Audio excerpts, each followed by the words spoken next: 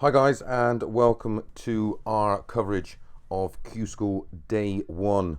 Some big shocks already happening in the world of PDC darts at Q School. As I said, Q School Day 1. I'll bring you up to speed with some of the results already in. The most recent one, that being Paul Nicholson, has gone down to Fallon Sherrock 5-4 after trailing 4 legs to 1. Early news from this morning. Of course, it started several hours ago with a big field of over 500 entries in the UK Q School. As I said, this is day 1.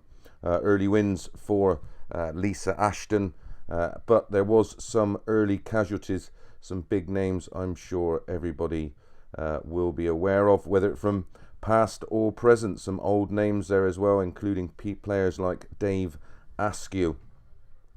It's a real stacked field today. Over 40 BDO players throwing their hand in the pot today. Early defeat for Bo Greaves, who we recently seen at the O2 competing in the BDO World Championship, but a brave effort from Bo. She went down to Damon Hetta 5-3, averaging a very respectable 73. Nick Fulwell, he was fancied. He also competed at the O2. He went down to Mark Frost 5-2 in the first round. Mark Frost averaging, again, a very respectable 91. John O'Shea, of course, the current Windmill World Master, well, was the Windmill World Master. Of course, it's not the Windmill anymore. He went through 5-1 over Stephen Morrison with an 81 average. Wayne Jones, a former tour card holder, of course, he made early progress, winning 5-2 with an 84 average. Other names that may be familiar: Corrine Hammond, not a good start for her. She went down 5-0, averaging just under 80 to Adam Mould. Wes Newton, former Premier League player, beating a friend of the channel, Brian Wybrow, 5-4 in a real tight affair. Dean Reynolds, of course, a name familiar to you BDO fans. He went down to William Borland. William Borland averaging 97 in that one. Dean Reynolds going down 5-3 with an 82 average. Nathan Rafferty, a player I expected to go well in this Q School. He went down to Brian Woods, another BDO name, blast from the past, 5-3 with an 85 average. Alan Norris, Chuck Norris, many of you will know him. Of course, hit 9-darter on TV, did Alan Norris, on ITV to be exact, winning his first game 5-1 with an 88 average. I'll try and bring you up to speed with some of the current matches that are taking place as we speak. Joshua Richardson, son, of course, of James Richardson and a former World Youth Champion. He's currently 1-0 down. Other names that will be familiar to you: Kevin Burness, he's 3-0 up against Tom Lonsdale. Jeff Smith and Kevin Lane, their matches are just getting underway. Alan Norris is currently 3-0 up on Brian Woods. Other names, of course, you'll be familiar with: Jason Cullen, he's 4-3 down to Curtis Hammond. Tony O'Shea, he's 4-2 up, going very well. This is the round of 128. He's 4-2 up against Steve Hine. Sean Carroll, 4-3 up against Stuart White. Wayne Jones playing James Hurrell. That match is currently 3-all. Only those matches are in progress at the moment, and I'll bring you some of the action from the Wayne Jones-James Hurrell match. Like I said, it's 3-all. James Hurrell currently wants tops for a 4-3 lead. Best of 9 these matches all the way through. The top 2 from each day will receive their tour card for 2 years.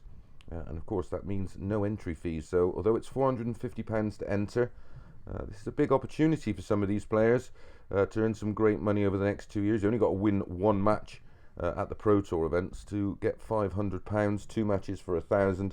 I think it's £1,000 guaranteed for one match win at the Euro Tour events, which of course tour card holders can play in the qualifiers for. 140 start for Wayne Jones. On throw in this 8th leg, he trails 4 legs to 3. James Hurrell replies with a steady ton of his own. Like I said, I'll keep you up to speed with other matches as and where I can. Wayne Jones disappointing, 36 there, a 20, treble 5 and a 1. Can Hurrell respond? Like I said, Hurrell leads 4 legs to 3 currently. I'll bring you the rest of this match. Could be only a couple of throws away as Hurrell hits a great 140. He's down to 261. Wayne Jones 325 minus these. Jones had the throw in this leg to try and take it to a decider. Only a 60. Wayne Jones down to 265. James Hurrell 261 minus these. He's looking a big favourite now to progress. Averages, James Hurrell just over 90 at the moment. Wayne Jones a very disappointing 79. Another ton for James Hurrell takes him down to 161. Wayne Jones here needs a really big visit to try and get down to a finish, but only 57, so he's down to 208. James Hurrell now 6 starts at 161 for a place in the round of 64, looking at a big favourite at the moment. Good leg though, ton 140, ton 65 at 25 with his last start to leave himself a possible 2-dart finish on 96. So good thinking there from James Hurrell. Jones 121 takes him down to 87. So good pressure on this 96 for James Hurrell. Possibly gets 2 darts at a double. Does he hit the 60 with his first dart? No.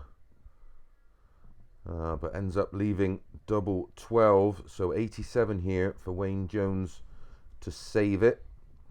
Thanks for all of you tuning in. And Wayne Jones does save it. Treble 17, double 18. So he takes it to a 9th and deciding leg. I will check in on the chat room as and when I can and answer some of your questions. But as you can imagine, the action is hectic at Robin Park for day 1 of Q School. Averages, Hurrell 91, Wayne Jones 80. A ton start from James Hurrell. If you can, share. Don't forget to subscribe and like. Hit that alert bell and then you will be notified when we go live tomorrow for Q School day 2. I will do a roundup at the end of day 1, let you know the point situation, and of course we will know the first 2 players to receive their tour card. I will also bring you some action from Q School day 1 in Hildesheim, where that's the European Q School.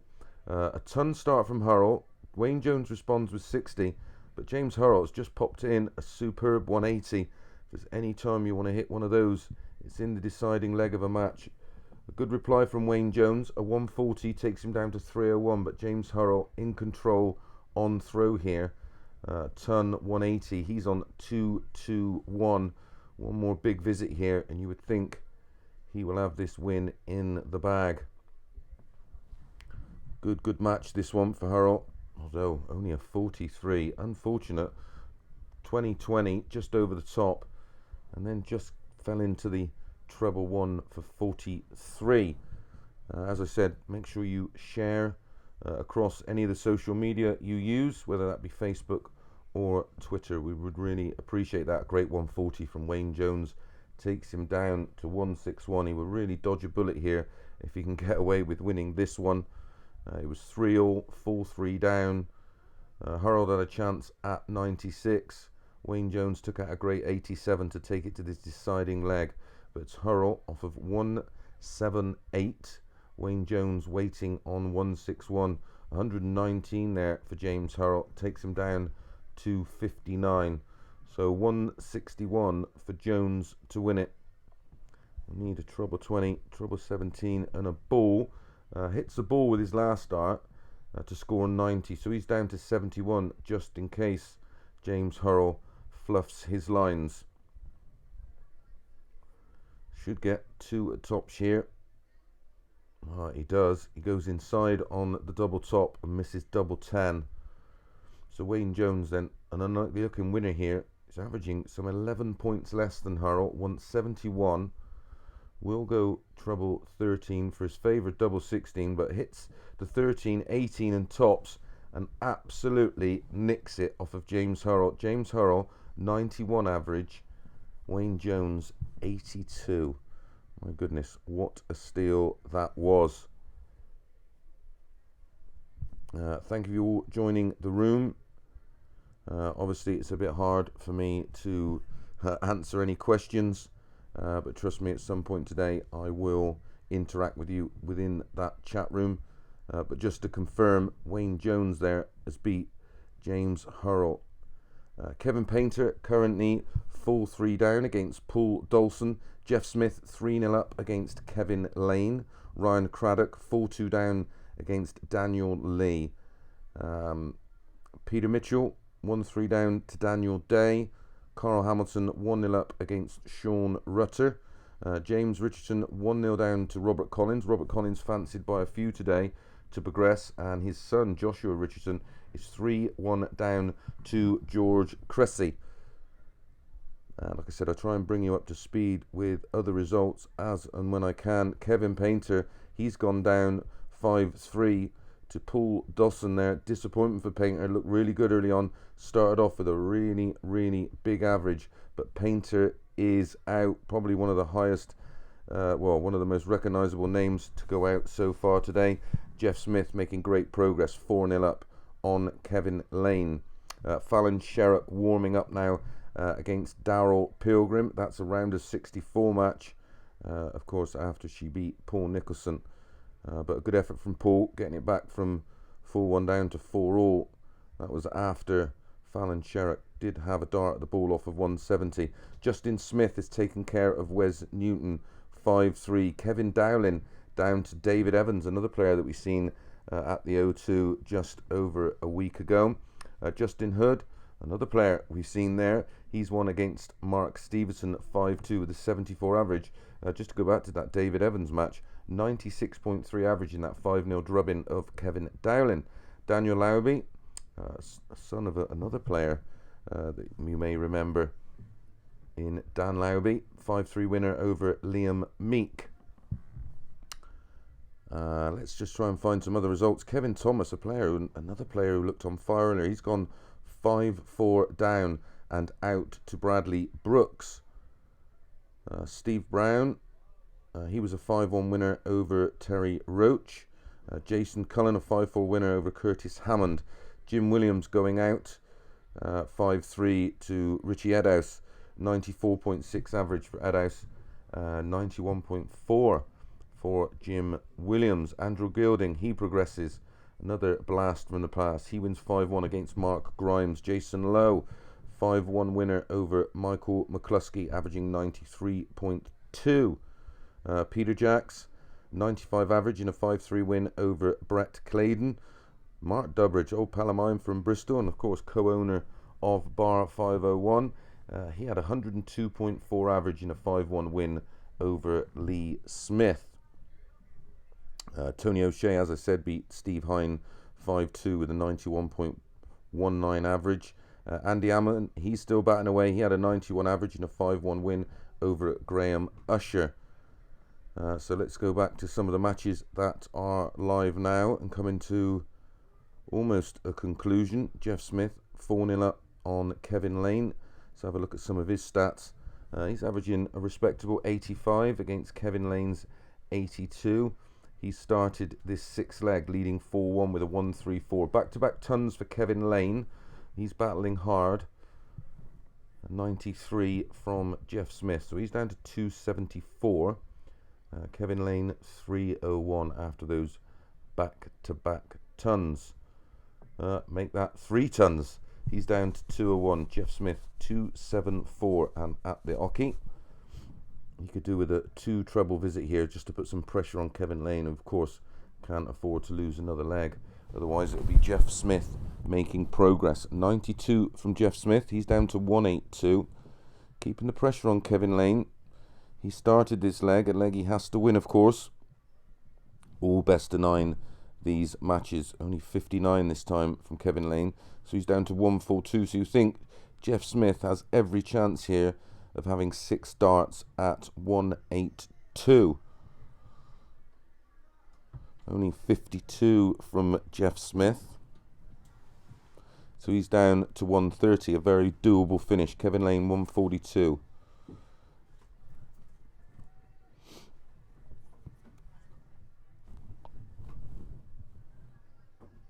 taking his time on this visit. Hits a 90 down to 52. So Jeff Smith, 130. Only needs one treble here to get a chance at the ball to win the match. 5 legs to 1. Misses the ball. Hits 25. So Kevin Lanier, 52, will get 2 darts at a double, and this is to stay in it. What's his preferred double? 12 for tops or 20 for double 16. Taking his time. He went 20 and then put 2 darts on the outside wire of double 16. So Jeff Smith now gets another chance. 9 at double 8 to get this done. 5 legs to 1. Nice and comfortable.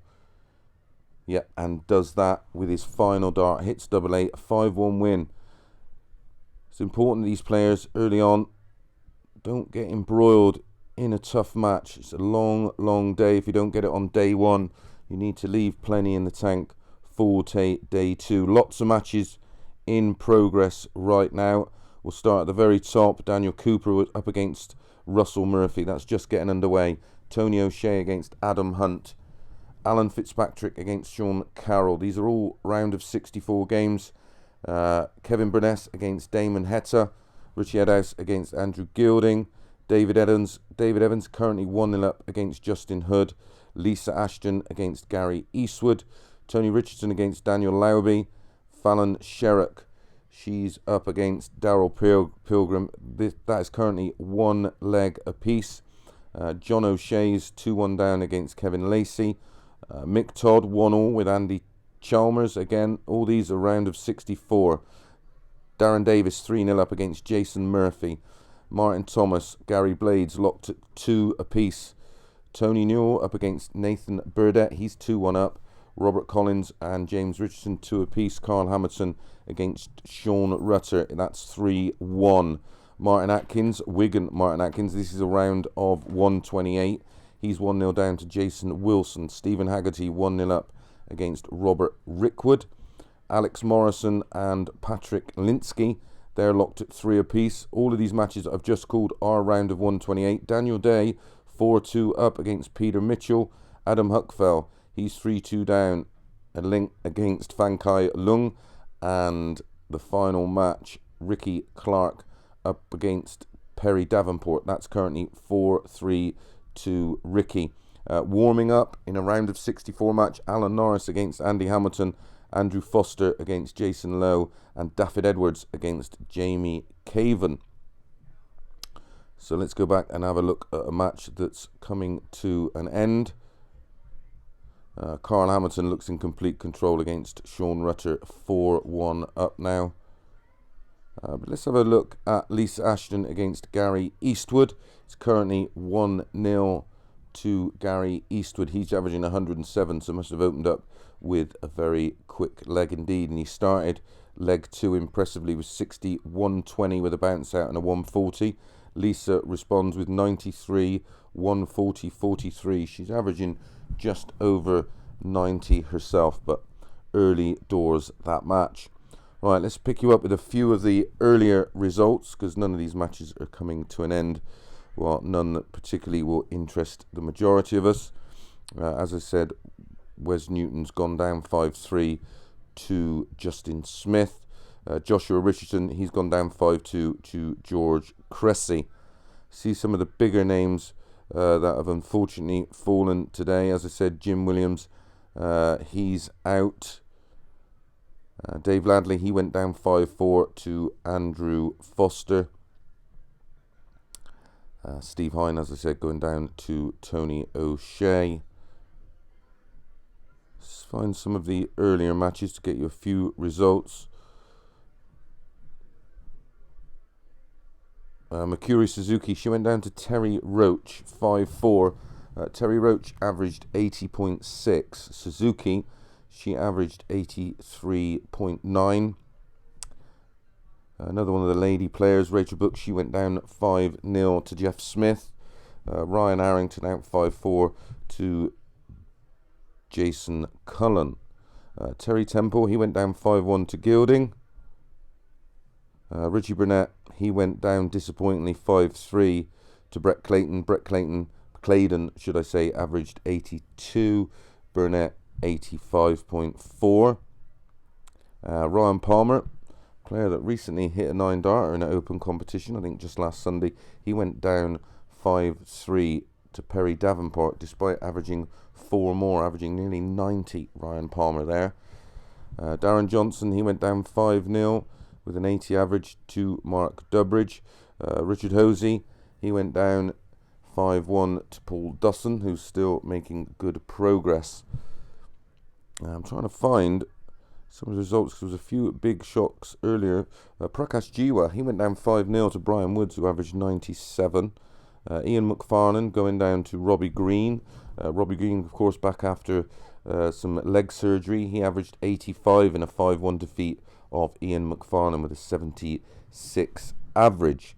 Dave Askew, that's a real blast from the past. He went down 5-3 with a 75 average to Adam Mould.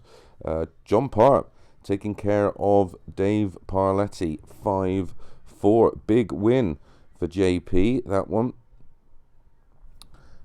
Cameron Menzies, he went down with a 92 average, 5-4 to Ryan Murray, who averaged 87. Other results of note. Robert Owen, player we've seen a lot of on our TV screens. He went down 5-1 to Andy Chalmers. Dave Prinz went down 5-4 to Kevin Burness. Gerald Cole, he went down 5-3 to James Lawson. Paul Holloway, he went down 5-3 to Gary Blades. Matt Paget going out to Lisa Ashton, who averaged just under 90 in that 5-3 win. Other names of note. Ben Hazel, who we've seen a fair bit, of course, at the O2. He went down 5-2 with a 78 average to Frankie Ansell, who averaged 86. Gary Robson, he went down 5-3 to Anthony Brown. 81 average for Anthony Brown, 83 for Gary Robson. Jack Main going down 5-2 to Jason Murphy. And the list continues. Casey Gallagher, she went down to Alan Fitzpatrick, 5-2. Daryl Fitton, an early loser to David Evans. So back to the action taking place right this second. Wayne Jones, who dodged a bullet in that last match, coming through 5-4. He's up against Barstow. He's currently 2-1 up, averaging 94, and looking good in this one. Alan Tabern, 1-1 with Darren Penhall. Tony O'Shea, 2-1 down to Adam Hunt. David Evans, 4-0 up against Justin Hood. Lisa Ashton now 2-0 down against Gary Eastwood, who made a great start to his match. Tony Newell, 4-1 up against Nathan Burdett. James Richardson locked at 3-0 with Robert Collins. Ricky Clark up against Perry Davenport. That's currently 5-4. Clark just nicking that one off of Davenport. And that's a result there, of course. Best of 9 all the way through these matches. Let's pick up the final few legs then of Collins against James Richardson. Richardson averaging 82, Collins averaging 80. Richardson just had a dart there to take a 4-3 lead, but it's Robert Collins who holds throw to lead 4-3, so he's just one away from a place in the next round. Pretty sure this one is a last 64 match. I will just confirm that. Yep, this is a last 64 match. So this is place in the last 32. James Richardson 4-3 down to Robert Collins, but a great start from James Richardson. 1-3-4 and a leg he has to win to try and take it to a decider. Rob Collins only 59, so he's down to 4-4-2. Richardson only a 45 after that bright 1-3-4 start, so he's down to 3-2-2. Collins only a 46, so Richardson not getting punished for a poor 45. 3-9-6 Collins, 3-2-2 Richardson. Richardson pops in a ton, takes him down to 2-2-2. Richardson here really needs a true treble visit to try and put Richardson under a little bit of pressure. Finds a ton, so he's down to 296. Richardson, 2-2-2. 4-3 down, remember, is James Richardson. So can't afford to drop this leg. Hits a solid 95, takes him down to 1-2-7. Collins, 296. Again, he's in that position where he needs to find two trebles. Oh, he hits a ton 8. He finds 3 trebles. So loads of pressure now. Collins down to 116. Richardson 127 to stay in it. Only needs the 1 treble to get a dart at the ball, and does that. Hits the 17 off the treble 20, but misses the ball, and it's a 25. So Collins 116, 59, 46 ton, 180, only 40. Had a bounce out there. Very disappointing, which robbed him of a chance of double 18. So James Richardson, 25, should go 9-2-8 here to take it to 4-4, and does it. Goes out last dart on double 8. So 4-4, Collins winning the ball, so he gets the advantage here. Averages 81 Collins, 82 Richardson. Obviously both players a lot better than this, but a big pressure match this. Only a 60 start for Collins, so Richardson every chance to punish that. Would love to find a 180 of his own after Collins hit one to get right back in it. Richardson finds a steady enough ton to take him down to 401, but Collins 441 on throw, only another 60, so every chance now. 60-60 start for Collins, 381. Richardson started with a ton, so if he finds, well, even 1 treble here and just finds another ton, he's effectively stolen a throw. He does better than that. He hits a 140, so he's down to 261. He's 120 in front of Collins, and Collins started this deciding leg. Has not been able to find a treble. Does so this time. Finds a treble to score a ton, so he's down to 281. So Richardson, stolen throw confirmed here, 20 in front plus these, only a 45, so down to 216, so almost handing the opportunity back to Collins from 281. 60-60 ton, his first 9 darts. Ton 40, 45 for Richardson, but a ton 40 from Collins takes him down to 141. So advantage Collins. Richardson 216. Finds a ton, so down to 116. Easier of the 2 finishes, that's for sure. Collins off 141.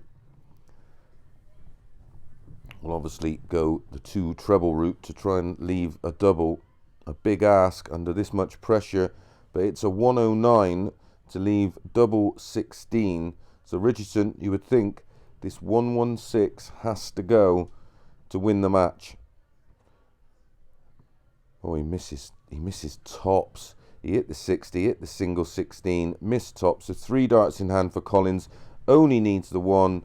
So Robert Collins, who progresses 5-4, 82 average for Collins, 83 average for Richardson, but it's Collins that progresses. Okay, let's have some updates from the matches currently taking place. Steve Haggerty 3-2 up on Robert Rickwood. Martin Atkins 4-2 up on Jason Wilson. Robert Collins progressing 5-4 against Richardson. Tony Newell 4-3 up against Burdett. Mick Todd and Andy Chalmers. I think the result is just in for that one. No, we're into the deciding leg, and it's Newell with the throw. He starts with 58. He's averaging only 77 here, where Burdett's averaging 85, and it's a 140 start for Burdett. So Newell has to respond. We'll need to find a treble here to stay in touch, and he does. He hits a ton to take him down to 3-4-3. So Burdett off of 3-6-1 after that 140. He hits 96, so he's down to 265. Almost got the throw here. Newell, he responds with just 81, so he's down to 262. Burdett, 265. So he's stolen the throw here in the deciding leg. He hits 98, good thinking, leaves 167. So in control here, unless Newell can find, well, you'd think he'd need a 140 or a 180, but only it's 85. That takes him down to 177. Burdett, 167. What can he do with this finish? He won't be going for it, that's for sure, even if it's on. He just want to lay up because Newell off of 177. Obviously no finish, so 6 darts, 87 for Burdett. So he's down to a very doable 80. How much pressure he's going to be under? Newell off of 177. Obviously the dream shot here is the 137. He hits 101. He misses the treble 19 and hits treble 7 with his last dart. So he's down to 76. But Burdett has first poke here at 80.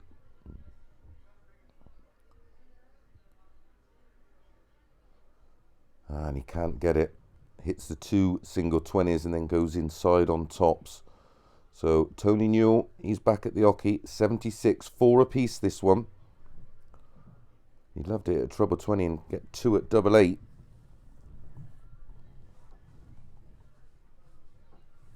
And he does do what? He actually hits the treble 20, goes outside with his first dart and finds double 8 with his final dart to progress 5-4.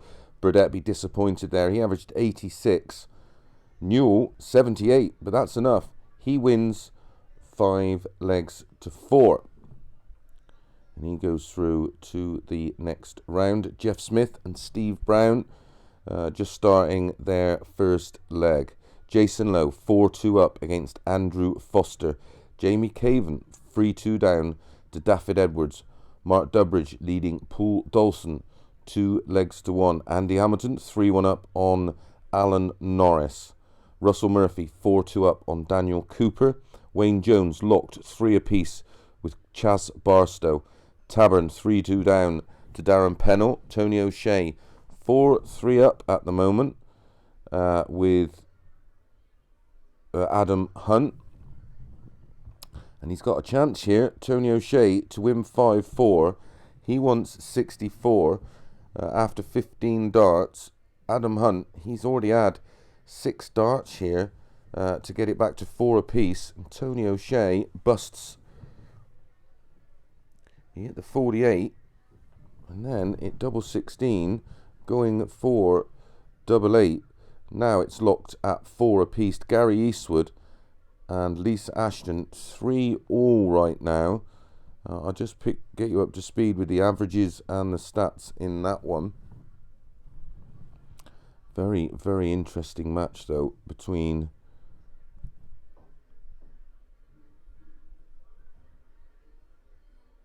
I'm not quite sure what's happening in that one right now.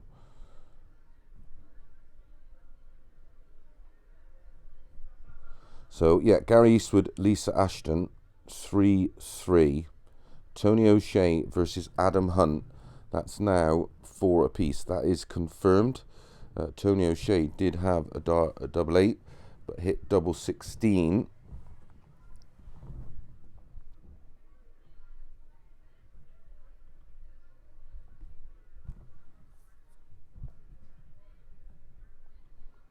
I'm just waiting for these matches to come through. While I'm waiting for that, Daniel Day is 1-all with Bradley Brooks. I'm just going to try and bring you the final stages. Oh, just to confirm, Lisa Ashton is now 5-4 up against Gary Eastwood. Don't forget, Lisa, she trailed in that match 2-all.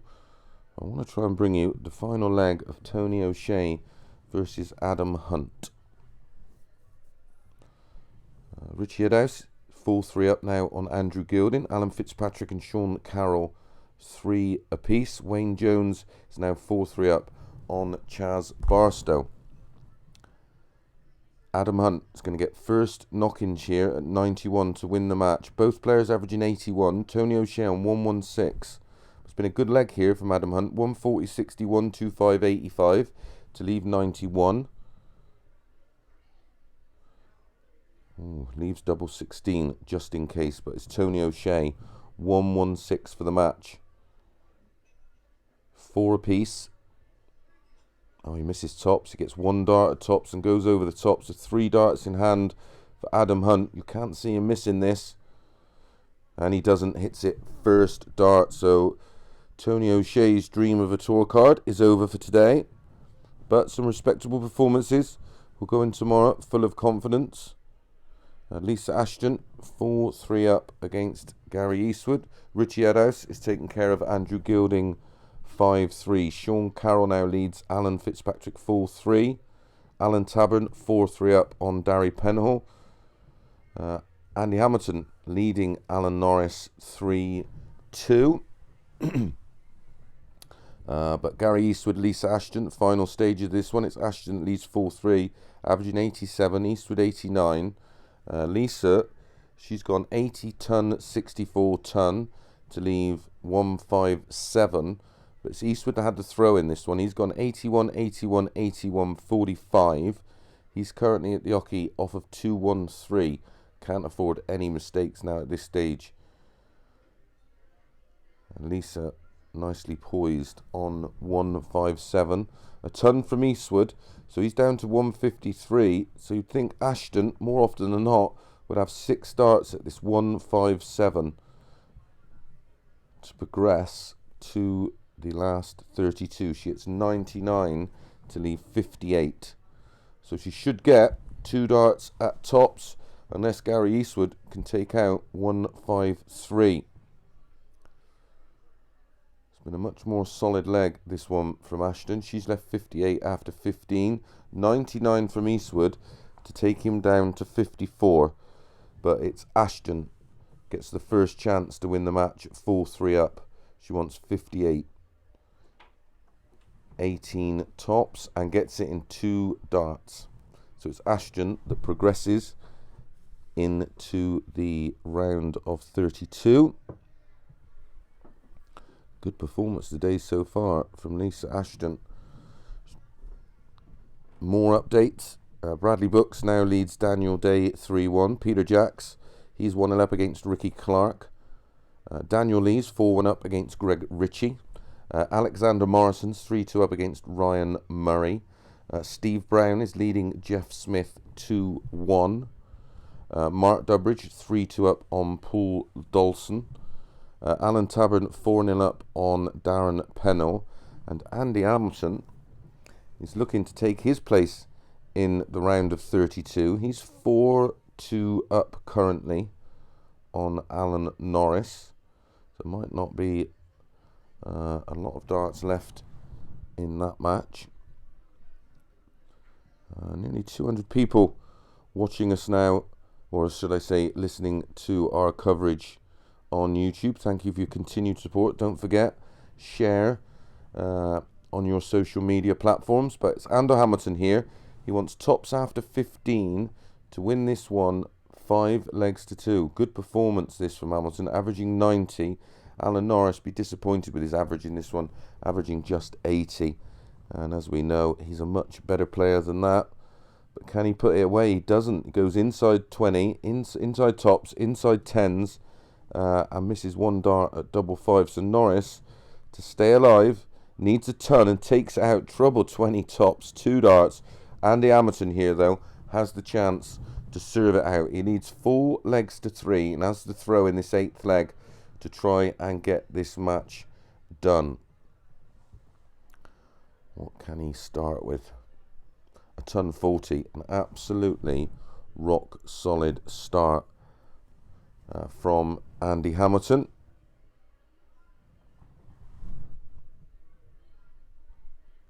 Norris only responds with 45. I know a lot of you were interested in our coverage. A lot of you on your way home from work or actually in work. Often with maybe you got your headphones on, you're listening to the action, or maybe you're sat at home listening to us through your smart TV. Of course, you can get YouTube via your smart TV, or maybe you're just listening on your phone, like I said, at work.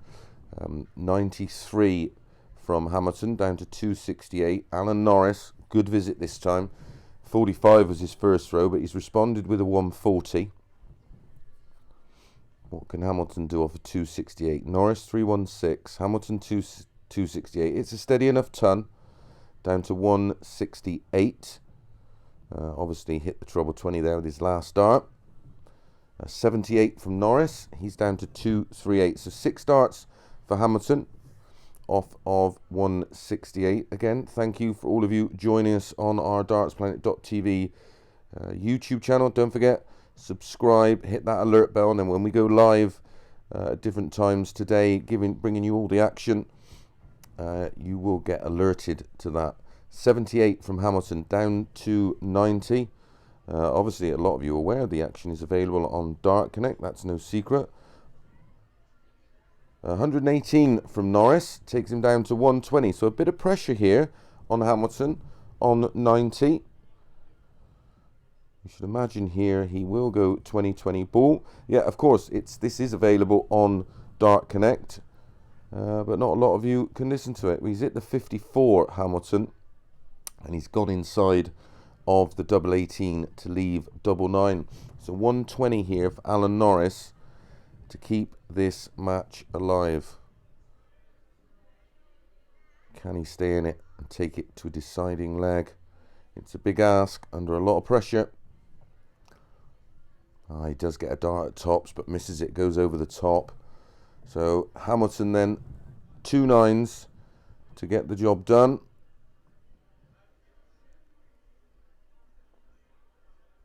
Three darts in hand. It's never the nicest double in the world. But gets it done. Second dart. So Hamilton, he's into the round of 32 with a 5-3 win. Respectable 91 and change average. Yep, as I was saying, of course, all the information is available. But whether you're travelling home in the car and have it on your phone, playing through your radio with all the technology via Bluetooth, or like I say, you're listening to it on the phone at work. I hope you're enjoying our free coverage of Q School. Day 1. It's unbelievable that some people will come on the channel and moan. We're just offering a free service, trying to give you the opportunity to enjoy all the results as quick as we can bring you them. So, quick update. Steve Haggerty 1-0 up on Jason Cullen. Bradley Brooks has progressed. Just waiting to go on now. Jamie Clark, well, the match is just starting. Jamie Clark against Martin Atkins of Wigan. Peter Jacks, he's 2-0 up on Ricky Clark. Ryan Murray 3-0 with Alexander Morrison. Steve Brown 3-2 up on Jeff Smith. Mark Durbridge full 3 up on Paul Dolson. As I've said, Andy Hamilton has done for Norris 5-3. Just warming up now on their boards. Damon Hetzer against Tony Newell. Russell Murphy against Justin Smith. But I'm going to try and bring you now the final stages of Durbridge versus Paul Dolson. And it's now 4 apiece. And the throw is with Durbridge. He starts with 1, 2, 3. Dolson hits a ton. Durbridge hits a ton of his own. Dolson responds with a great 140. An 85 from Durbridge. 60 from Dolson. So Durbridge, he's down to 115. Dolson on 201 minus these. How much pressure will he put on that 115 for Durbridge? Plenty. He hits 95 to leave 106.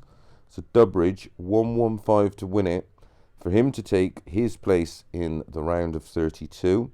He wants 115. It's 4-all. A really disappointing visit for Durbridge.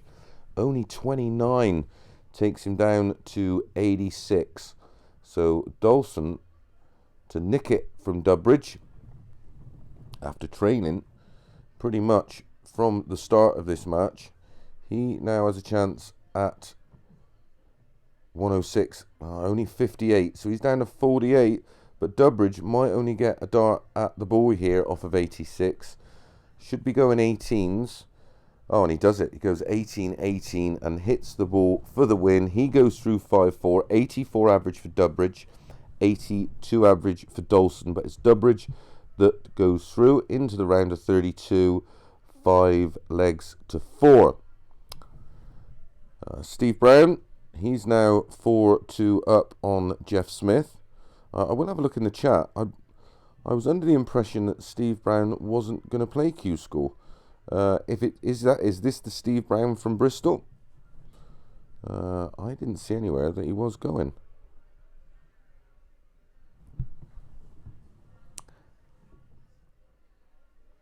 Like I said, it's a little bit difficult for me trying to interact with you on our chat room, but thank you so much for all of you that have taken the time to tune in. We've got nearly 200 watching now, but I will pop in. Shane Atkins, Chris is awesome, taking time out of his day to bring us updated. Exactly that. It's just a little complimentary free service that we offer to the fans of our channel. This is our way of paying you back for all of your support, that support us on our websites and of course on our magazine. Big news here: Steve Brown has 3 darts at double six to knock Jeff Smith out 5-3. Just in case Jeff Smith's waiting on tops if Steve Brown doesn't convert. But 3 darts in hand, double six. Can he get it done? Like I said, I'm not sure if it's Steve Brown from Bristol. I know his son is there, John Brown. He's taking his time.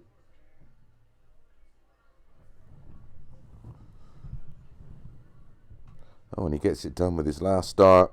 So, Steve Brown puts out Jeff Smith. Jeff Smith averaged 91 in that match. Steve Brown just a shade over 90. Hopefully someone in the chat room can confirm. There is 2 Martin Atkins, I know that. Great comms, Chris. You're very welcome. Hi, Chris. Nice listening while I practice. Thanks, Chris. Turning up my work in Scotland. Legend you are. You're very welcome. But a lot of people are not sure. I pretty much sure think it will be Steve Brown. Maybe it was just a change of heart. But he is through, beating Jeff Smith 5-3. Peter Jacks, he's 4-0 up on Ricky Clark. Steve Haggerty, 3-1 up against Jason Cullen. Martin Atkins, 2-0 up against Jamie Clark. Justin Smith, 1-0 up against Russell Murphy. And Chris Lacey and Andy Chalmers, they're 0-0. They're just getting underway. I'm just going to check I didn't miss any of the results. Bradley Brooks beating Daniel Day 5-1. I'm pretty sure I brought you that result.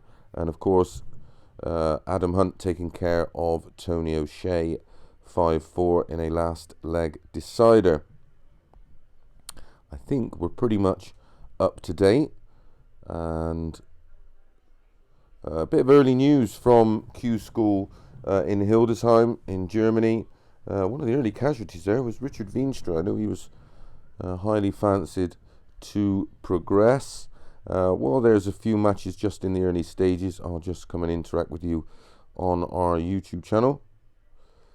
Dartsplanet.tv. I didn't think Steve Brown from Bristol was entering. Yeah, I seen a tweet the other day, so maybe it's another Steve Brown.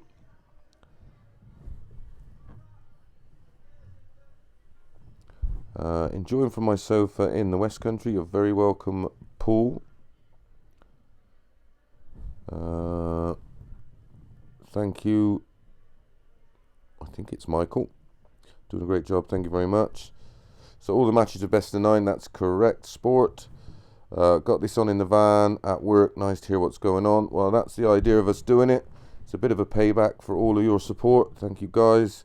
All of you that order our magazine. Don't forget, our magazine is available via pre-order. You can subscribe now. It's only £2.50 for the magazine. And if you subscribe, then you do know it will come through your door without you having to worry about ordering it or missing out. We often sell out very quickly now, so a lot of people are disappointed when they order a little bit later and find out that we haven't got any left. Gary Foster, did Adam from Darts Planet TV take part in Q School? No, not this year.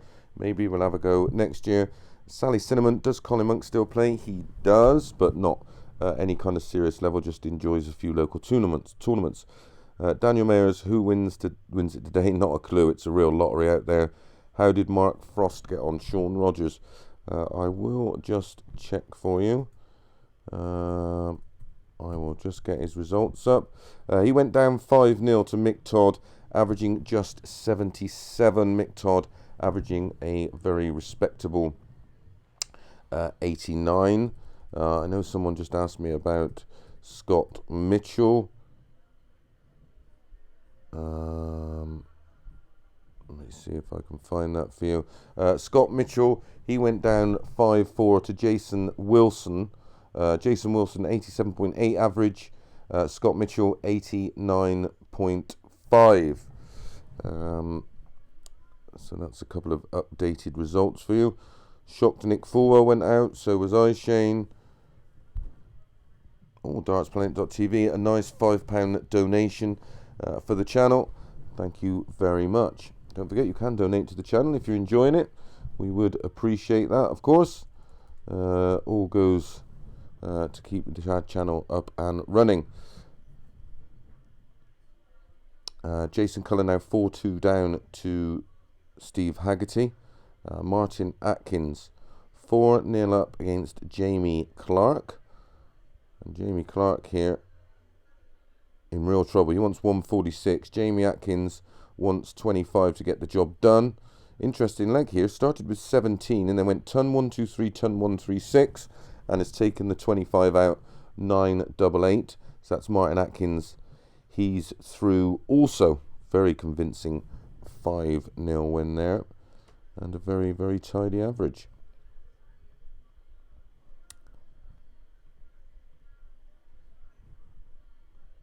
I will just now drop back into the chat. We're waiting for some more matches to start. How did Nicholson do? He lost out to Fallon Sherrock 5-4. Good game though. Good, well played by both.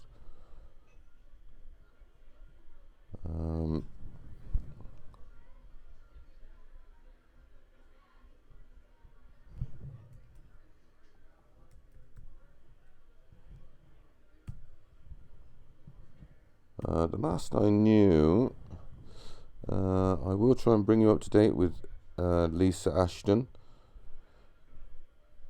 I'm pretty sure. Yep, she's into the round of 32. Of course, she beat Gary Eastwood 5-3. And she will be playing Gary Blades in the round of 32. I'll just let you know some of the round of 32 matches. Richie Edhouse against Jason Lowe. Peter Jacks will be playing Mark Durbridge. Daniel Pilgrim will be playing Adam Hunt. Andy Hamilton against Daniel Lee. Justin Smith against Russell Murphy. Ryan Murray against Wayne Jones. Gary Blades, Lisa Ashton. Daffyd Edwards against George Cressy. Darren Davies against Robert Collins. Alan Tabern will be playing Sean Carroll. They're waiting about 3 or 4 results now until we have our completed last 32 lineup. In fact, Gary Blades and Lisa Ashton, that match is just getting underway. Darren Davis is 1-0 down. Is 1-0 up to Robert Collins.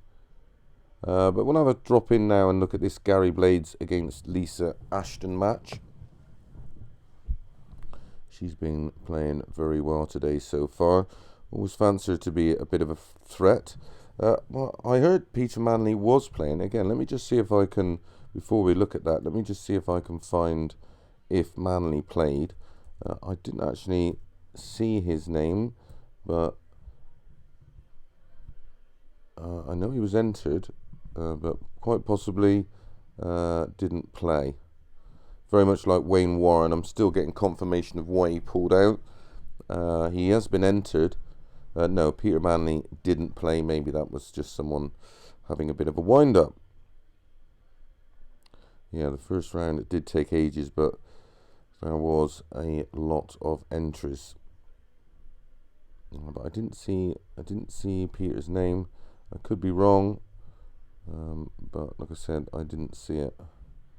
And I still can't see it now. Okay. Right, Lisa Ashton against Gary Blades. Gary Blades leads 1-0. Leg 2.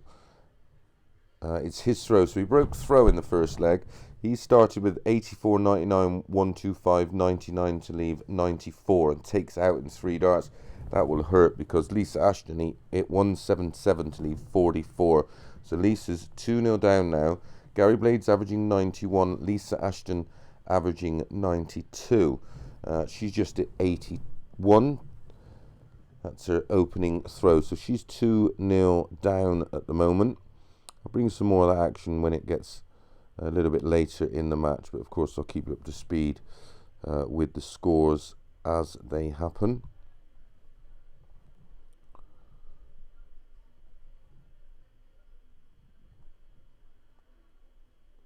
Yep, Fallon Sherritt's played. Yeah, she just beat Paul Nicholson, so we're waiting for her game to start. I'm pretty sure Fallon's still in.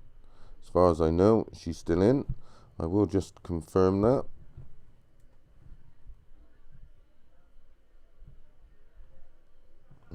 I will just check the results. She is...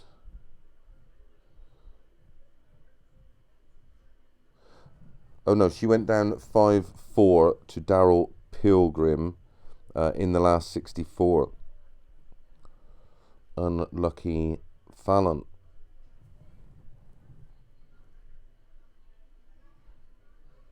A great effort from Fallon Sherritt today. Zach Shepard, any idea why Wayne Warren entered?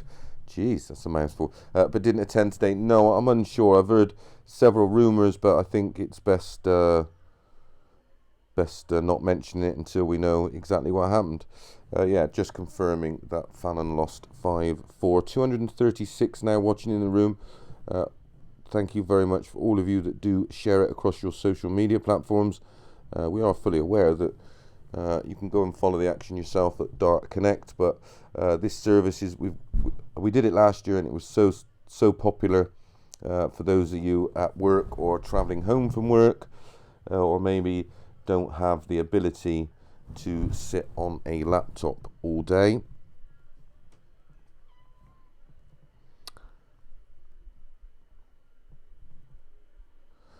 Blades currently leads Ashton 2-1. Lisa's pulled a leg back there. Apologies if you can hear my cat. Oh, the joys of live broadcasting.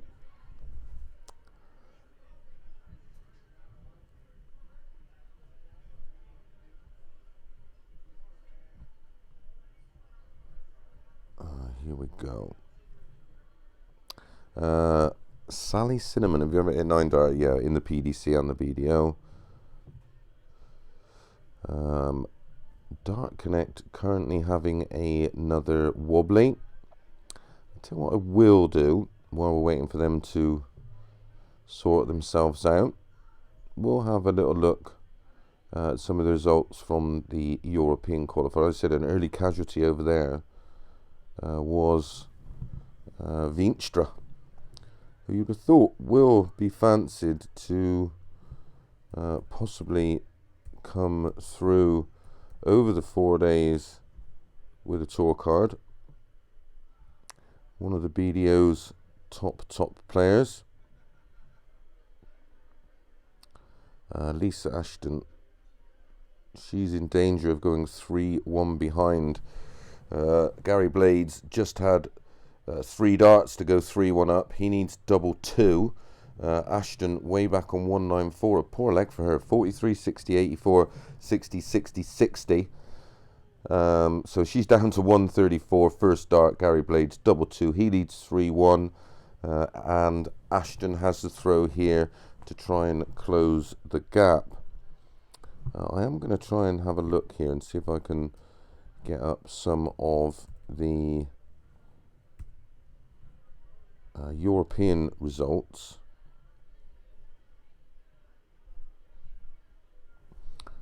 I'm just going to retweet this myself. I better I'm asking you all to retweet it, and I don't think I've done it myself. Oh, I can't even see a tweet from Darts Planet, and we've got all them viewers, listeners, which is fabulous. Thank you very much for that. So you all must be sharing it for me, which is absolutely class. Like I said, I'm going to try and get up some of the European results for you. Just to bring you up to speed, 3-1 Gary Blades leads Lisa Ashton. Blades averaging 86, Ashton 79. Ashton down to 260. Blades playing very well here. Ton 140, Ton 140. He's down to 121. Ashton had throw in this leg. She's hit 137, 60, 44. That just shows the interest in Q School with the amount of drama that Dart Connect's having. When he's took that 1-2-1 out for a 12, he now leads 4-1. Not a lot Ashton could have done about that. Let's have a look at the European Q School. I think they started a little earlier than the PDC, but a big field, over 300 in the European Q School. I was trying to bring you some of the latest matches. Gary Blades 78 start there. Ashton replied with a ton. She's in trouble here. Can't afford to lose another leg. Trails 4-1, so has to win pretty much every leg. Well, she has to win every leg from now on, of course. First and 5, best of 9. Another ton from Ashton. She's down to 301. No, the Dart Connect European Q School results. That's down. Server error. 60 from Ashton. She's down to 241. Gary Blades 267. Minus these. 78, 58, 98 for Blades. Only 61. He's down to 206. So a good chance here for Ashton to break throw. She wants 241 after ton 60 start. A solid 140 from Ashton takes her down to 101. Blades on 206. I'll try not to slurp my tea. 68 from Blades. Interesting scoring here from Blades. 78, 58, 98, 61, 68. But it's 101 for Ashton. She hits 69 to leave 32. 138 for Blades. 58. Loves an 8 on the end of his. Loves an 8 on the end of his throws, doesn't he? On his scores. So double 16 for Ashton. Gets it in 1. She's closed the gap now to 2. So Blades leads 4-2. Ashton has the throw here. The pressure will be mounting on Blades. He's averaging 88. Ashton 84. And she starts with a solid ton.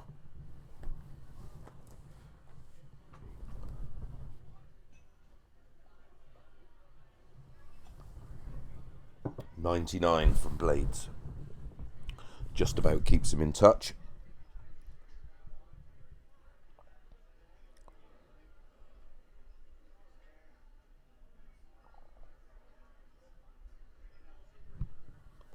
Only 60 from Ashton. 65 from Blades. I've got a feeling this boy uses all of the board. 341 Ashton, 337 Blades, a ton from Ashton. She's down to 241. Ton 60 ton for Ashton. 99, 65 and 45 from Blades. So a nice 51 point cushion here for Ashton. 241 Ashton, 292 Blades.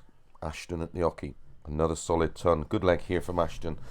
Ton 60, ton. I'd be happy with that.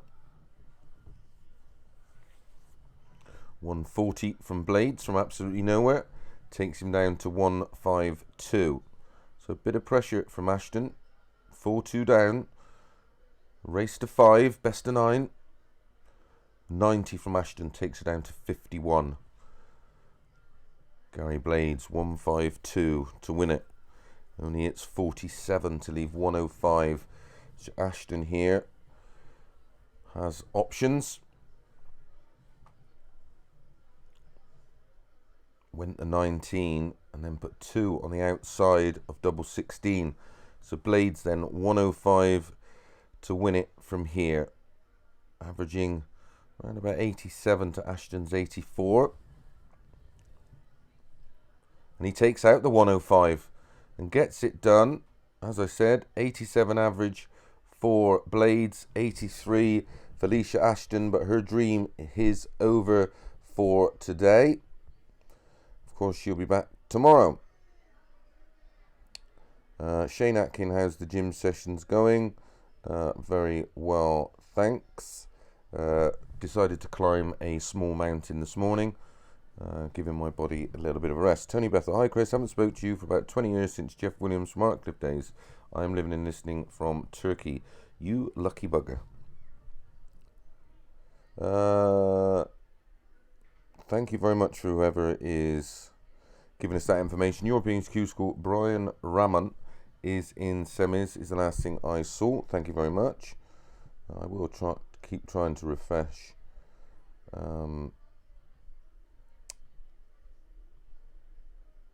The Dart Connect, but it appears to be all down. Of course, everybody coming home from work now and piling on to their website. Fats Peter Pass, listening from the Netherlands. What a name. Great job, Chris. Do you still know all the players and results like 20 years ago? We played one leg 5-1 exhibition by you and Bobby. Yeah, remember going over with Bobby. Used to do a lot over in Holland with Bob. Got cut off. How is Madhouse doing? He was doing okay. I'm pretty sure he's in the last 32. Yeah, Dart Connect's having an absolute night today. How do you think Jabba will do over the 4 days? Played pretty well today. Well, hopefully he gets a card. Andy Hamilton apparently is 2-0 up.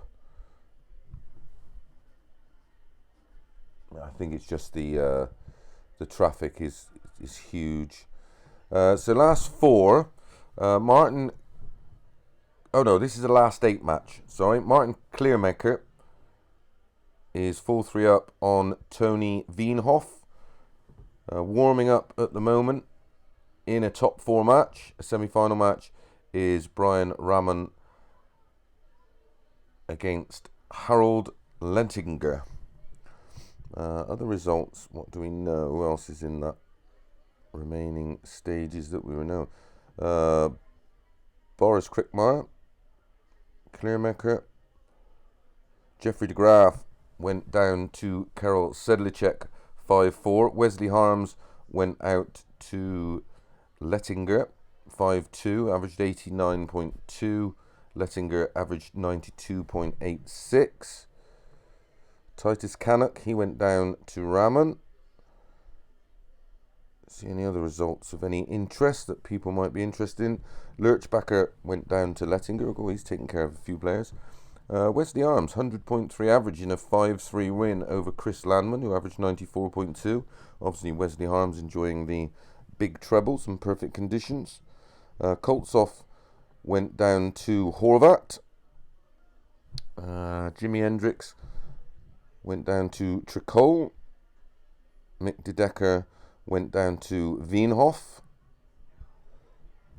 So, not too many familiar names in the latter stages of the European Q School.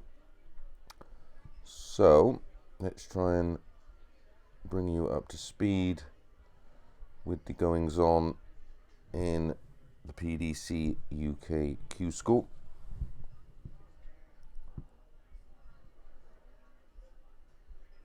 Carl Hamilton is 1-0 down to Darren Beveridge. Bradley Books and Martin Atkins is just starting. Haggerty against Steve Brown is just starting. They're in the first leg. Hamilton's 2-0 up against Daniel Lee. Martin Durbridge is 1-0 down to Peter Jacks. Ryan Murray is 3-1 down to Wayne Jones. Jason Lowe, he's 3-2 down to Edhouse. Darryl Pilgrim and Adam Hunt locked at 3 apiece. Sean Carroll still going strong. Sean Carroll 3-2 up against Alan Tabern. And Andy Chalmers has just beaten Chris Lacey 5 legs to 4. Wayne Jones 3-3 with Ryan Murray. Ryan Murray has the throw in this 7th leg, and he started 45.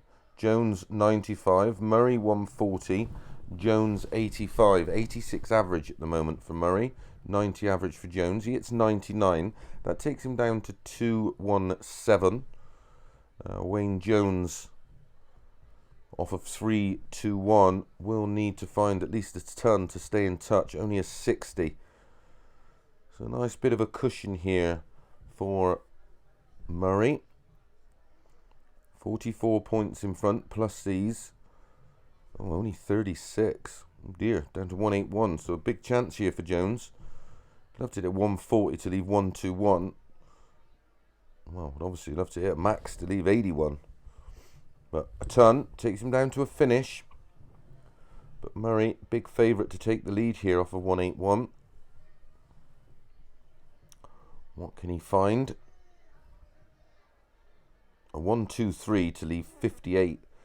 Almost fill here. Jones has to take care of this 161.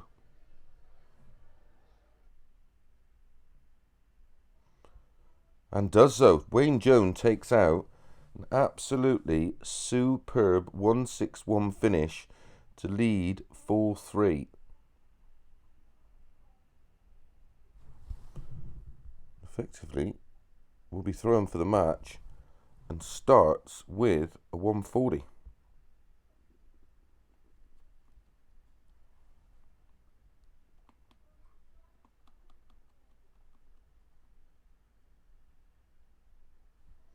.58 from Murray.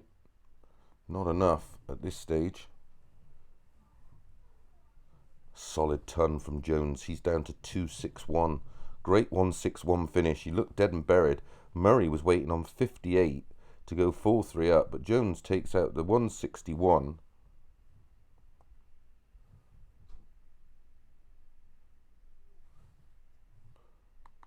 .140 from Murray takes him down to 303. Disappointing 43 from Jones. So Jones 218 leading 4-3. Murray 303 minus these. Should be down at the 19s, but he's at 139 to leave 164. So could he take out a big finish and break Wayne Jones's heart?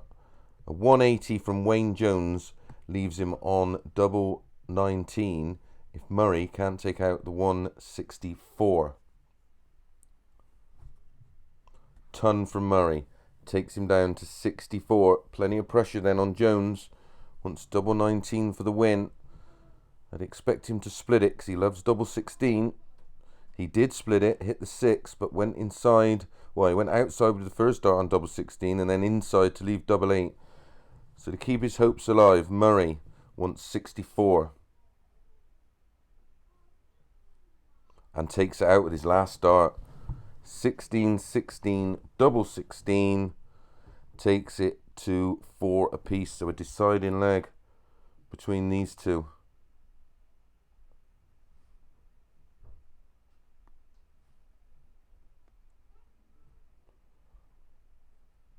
.96 start from Murray.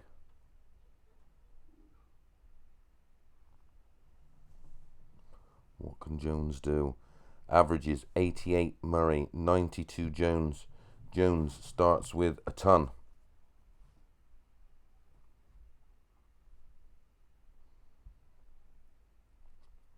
.58 from Murray. Is that enough? Can Jones make him pay?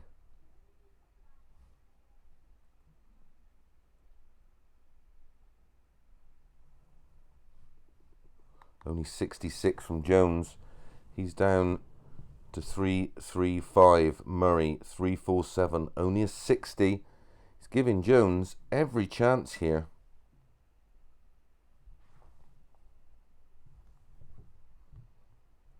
What can Jones do off 335? A ton. Takes him down to 235. So he's 52 in front of Murray. 287 Murray. It's giving him a chance here. Oh, great 137 from Murray, though. Takes him down to 150. The pressure is building on Wayne Jones. Only a 65 from Wayne Jones, so he's down to 170.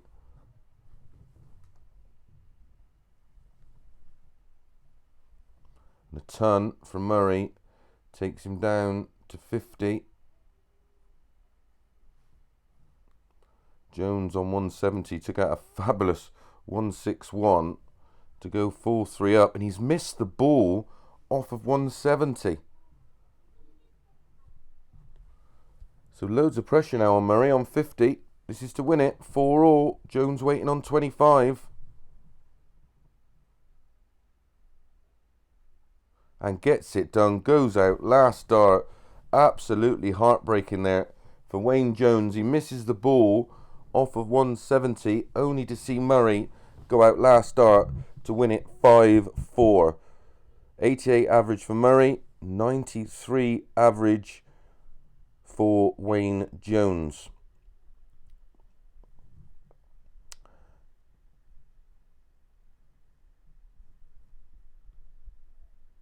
Alright, let's get you up to speed with what's going on all the other boards. Darren Beveridge is 3-2 up on Carl Hamilton. Martin Atkins, Bradley Books locked at 2 apiece. Steve Brown 3-1 up against Haggerty. Andy Hamilton and Daniel Lee 2-all. Peter Jacks 4-0 up on Mark Durbridge. And just to confirm, Ryan Murray has beaten Wayne Jones 5 legs to 4 after Wayne Jones missed the dart there at the ball off of 170. Right, I'm going to take a quick 5-minute break. Give myself a chance to try and load up some of the matches and open a few more windows on Dart Connect so I can bring you the action even when we have a little bit of a problem. So make sure you stay tuned, share it. I'll be back in around about 5 minutes. Thanks, guys.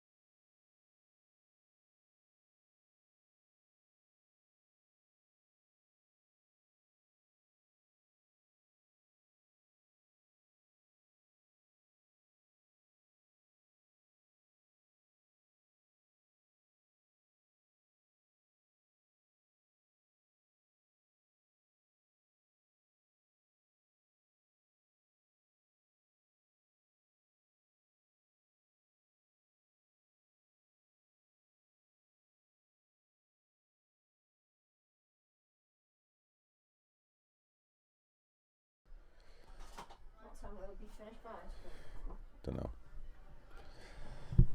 Hi and welcome back to all the action from Q School Day 1. I'll just bring you up to date with some of the results. Some of the action that's taking place right now. Gary Blades continues his good form. He's 3-0 up against Welsh international David Edwards. Andy Chalmers 1-0 down against Tony Newell. And Bradley Brooks and Martin Atkins just coming to a conclusion. In fact, that game is all over. Warming up, a top 16 match featuring Robert Collins against Alan Tabern. We'll try and find you the results from the other matches while I've been away. Just had to get some refreshments. Daniel Lauby beating David Evans 5-4. Good looking match that one. 94.4 average for Lauby, 92 average for Evans. Carl Hamilton beating Darren Beveridge 5-4. Steve Brown beating Steve Haggerty. Jason Lowe's good form continues. Dangerous player is Jason Lowe. Fascinated of why he doesn't play more. 96.9 average against Edhouse. 95.4. 96.9 for Lowe. Edhouse 95.4. Very good match. As I said, the last match we did was Wayne Jones going down 5-4 after missing the ball on the 170. Lisa Ashton's tour card dream is over. She went down to Gary Blades, who is in action as we speak, and he's now 3-1 up against David Edwards. Tony Newell 2-1 up against Andy Chalmers.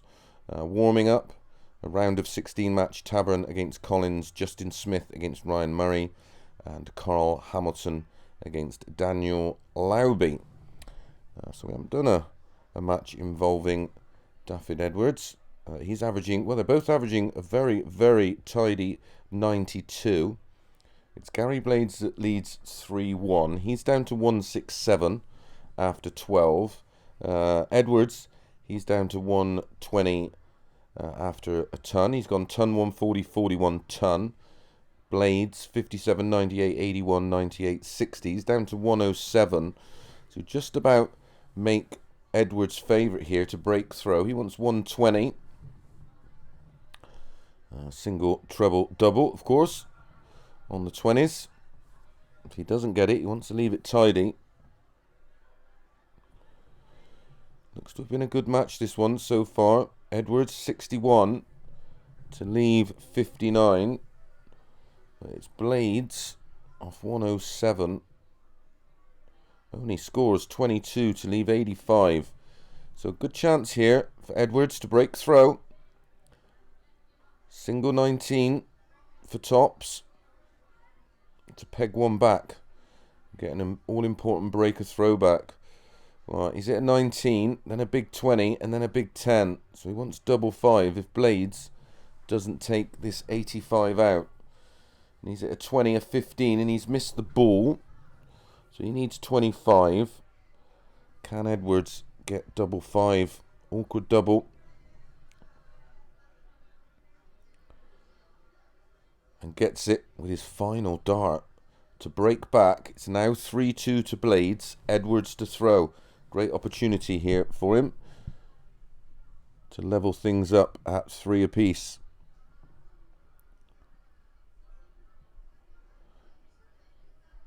Other matches warming up now. Andy Hamilton against Adam Hunt. That will be an absolute cracker, you fancy. Carl Hamilton against Daniel Lauby. They're over on board 1 warming up. Board 8, Robert Collins against Alan Tabern warming up. Justin Smith, Ryan Murray just kicking off. Tony Newell 2-1 up now against Andy Chalmers. Back to the Blades v Edwards game. Edwards started with a 60, only a 39 from Blades. Another 60, disappointing 60 for Edwards. Blades only 42. 85 from Edwards. He's down to 296. Blades back on 420. Needs a big score to get back in touch in this leg. 93 for Blades, so he's down to 327. Edwards at the hockey has the throw in this sixth leg. He trails 3 legs to 2. Gary Blades made a very bright start. Edwards only 43, so he's down to 253.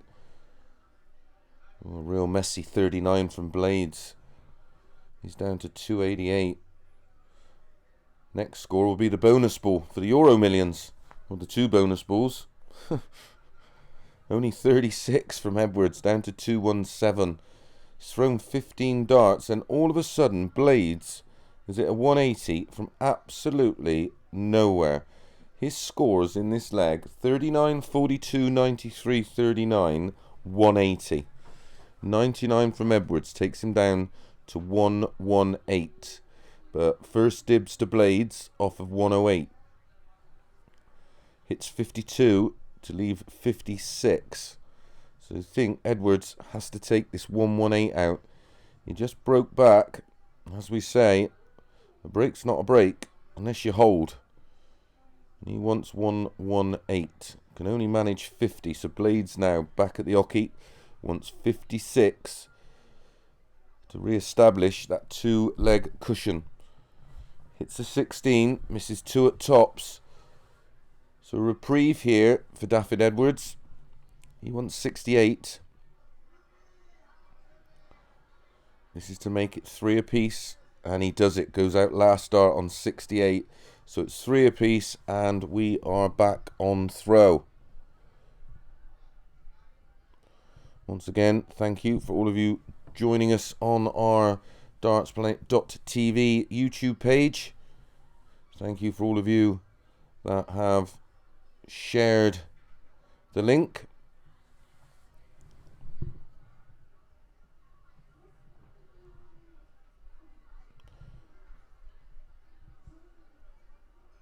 A quick update on the other matches.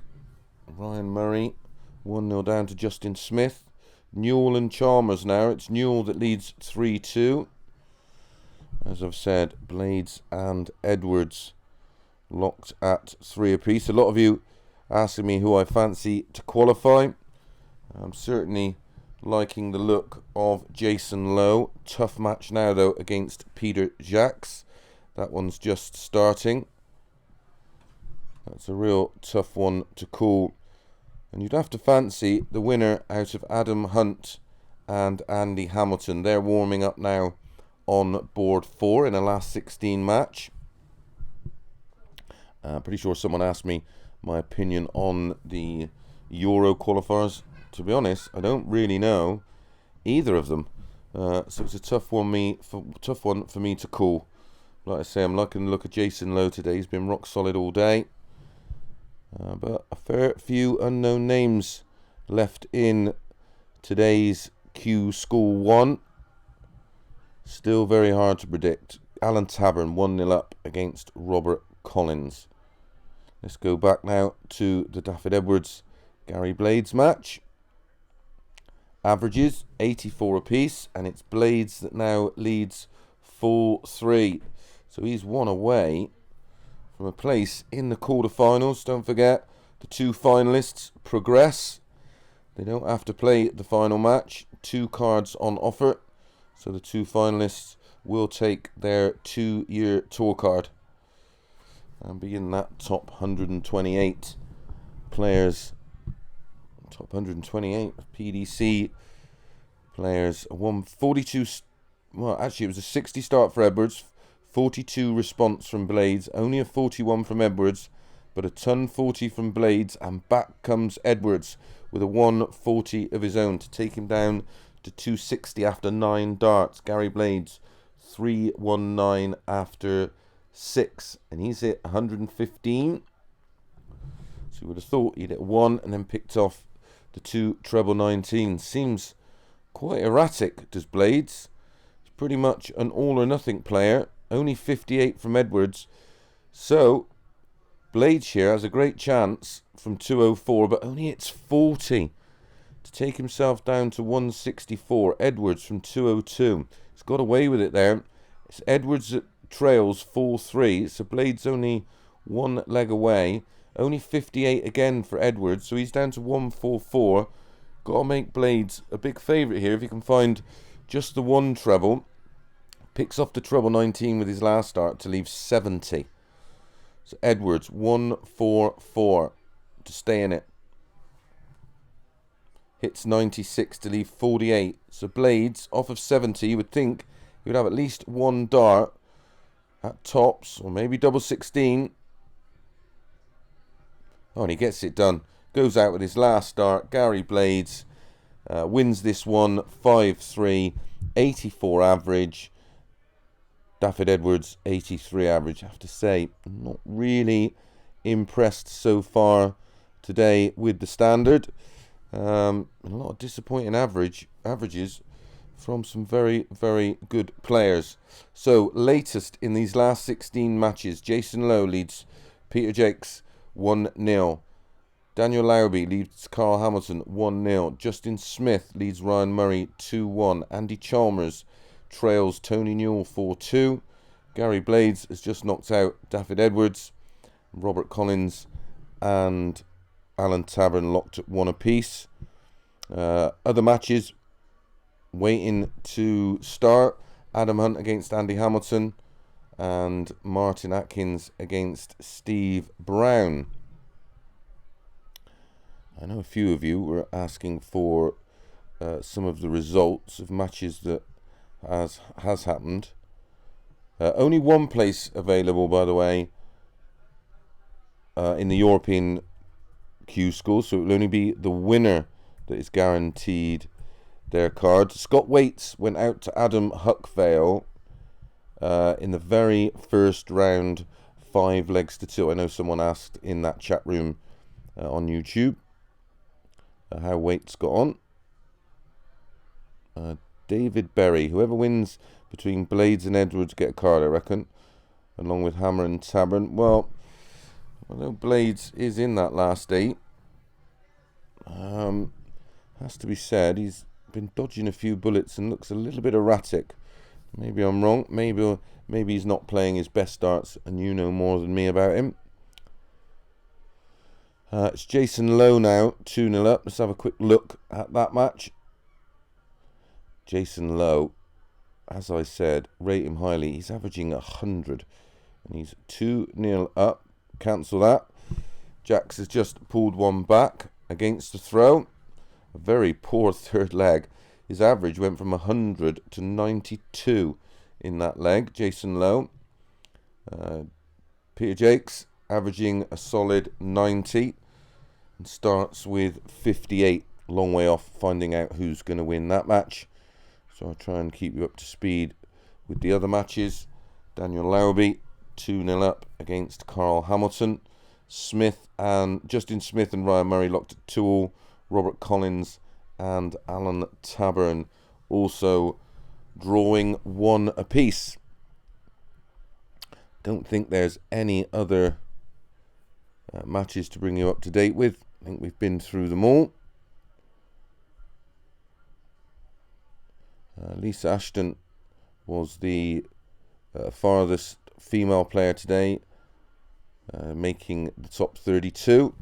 Very commendable performance, going down 5-2 to Gary Blades. As I said, matches warming up and waiting to start now.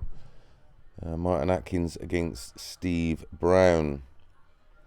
Adam Hunt and Andy Hamilton just getting underway. We'll check into that one. In fact, it's Adam Hunt that has taken the first leg in 14 darts.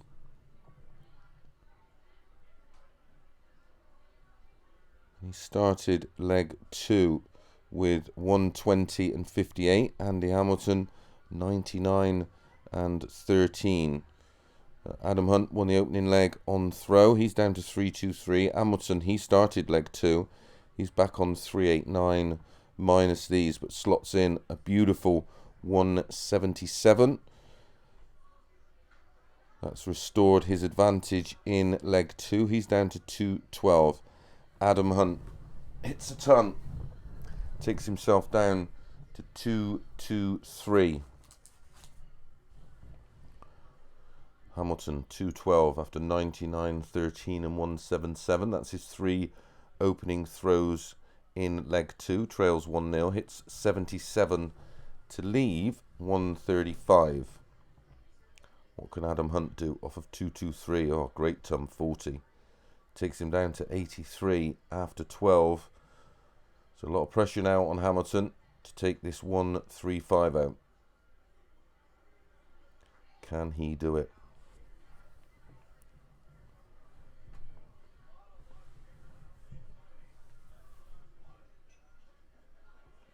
Well, he hits 119 to leave double 8. But Adam Hunt off of 83, you would think, should get a dart at the ball. And in fact he did, and it bounced out. So Hamilton breathes again in this leg, wants double 8.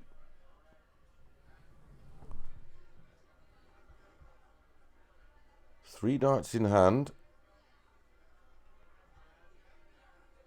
In fact, there's been a miscalculation there. But Hamilton fluffs his lines, leaves double 2. Adam Hunt steps in and hits tops with 1 dart. So Adam Hunt break of throw and leads 2 legs to 0.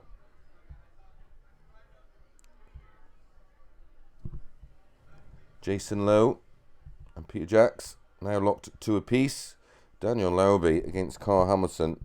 He now leads 4 legs to 0. Both of them averaging just 82. Not exactly pulling up trees, but it's all about timing. Robert Collins now. He's leading Alan Taburn 3-1. And unless Taburn can take out this 1-1-5, it'll be 4-1 lead for Collins and just 1 away. Good 83 from Taburn to leave double 16, but it's Collins on 43 after 12. 140, 91, 180, 47 to leave 43 in this 5th leg and takes it out, cleans the whistle, 2 darts. Collins now averaging 88, Taburn 84, and that was a break of throw. So Collins now has the chance to serve this one out in a very convincing 5-1 win against Alan Taburn. Jason Lowe now restored his lead against Peter Jacks. He's now 3-2 up. Steve Brown 1-0 up against Martin Atkins. I've still not been able to find out if that's Bristol Steve Brown. I'm pretty sure it is. I can't think of another player called Steve Brown. Ryan Murray 4-3 up now on Justin Smith. And closing in on a place in the last 8. Well, in fact, he's just got one back, and we're now locked at 4-all. Yet another match that is going to a deciding leg. Where will it go? 81. Well, it's actually Murray has the throw here. He started with 46. Smith is at 81. Murray hits it 76 to get down to 379. 83 from Smith takes him down to 337.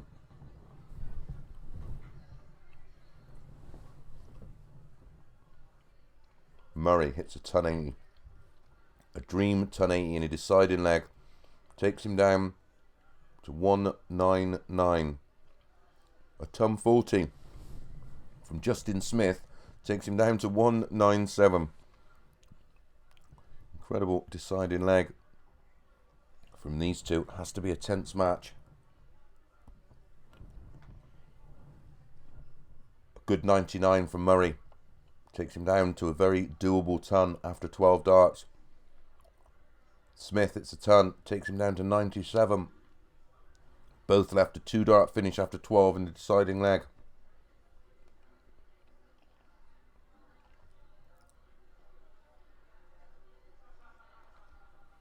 And it's Ryan Murray that gets it done, takes out the ton to win the match 5-4, 94 average for Smith, 91 average for Murray. Exciting into that match. Steve Brown now leads Martin Atkins 2-0. Robert Collins now all but got the job done against Alan Taburn. Leads 4-1, just about to close the match out. Adam Hunt now 3-0 up against Andy Hamilton. Hamilton having an absolute nightmare in this last 16 match, averaging just 77. Adam Hunt averaging a superb 100. Hamilton had to throw in this leg. He started 45, 55, 43, 140 down to 218.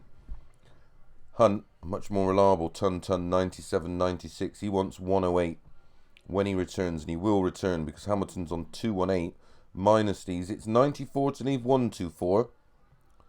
But it's Hunt at the hockey, wanting 108 for a 4-0 lead. Leaves 32. So Hamilton, 1-2-4 to hold throw. Big moments in this match. Misses the ball. Hit the 20, picked off the treble, 18, and missed the ball. Hit a 25. So Adam Hunt, 3 darts in hand, only needs 2 of them. He now leads 4-0, averaging 97. Andy Hamilton averaging just 78. And that's the story of his game right now. He's had a very good, very ordinary, no B game as such. A few results, round of 16 results. Lowby beats Hamilton 5-2. Murray beats Smith 5-4. Tony Newell beats Andy Chalmers 5-2. Gary Blades taking care of Daffyd Edwards 5-3. Robert Collins beating Alan Taburn 5-1. Very convincing victory there. 85 average for Robert Collins. Jason Lowe, he's now averaging 87 against Peter Jacks's 82. But Lowe in this 7th leg, leading 4-2, has gone 180, 140, 99. Needs 82 to get the job done. Hits a 25, hits a 17, picks off tops. 12 dart leg, gets the job done. 92 average. Peter Jacks, 84 average. He's out. Low progresses 5-2. Steve Brown, let's check in there and have a look at some of the stats. Martin Atkins, averaging 79. Steve Brown, much more convincing 90. It's Brown that leads 3-1. Atkins has the throw here in this 5th leg. He starts with a 140. Steve Brown responds with a solid ton. 74 from Atkins. Brown hits yet another ton, and then 97 for Atkins, taking him down to 190. Great 140 from Steve Brown, takes him down to 161.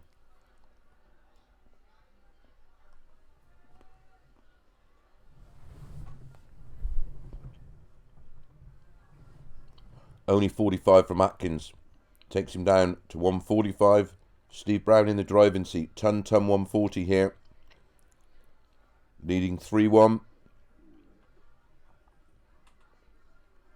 It's 85 to leave 76.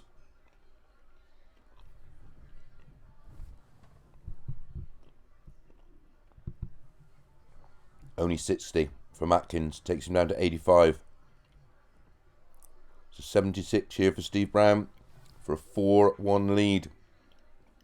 And takes it out for a 15 dart leg.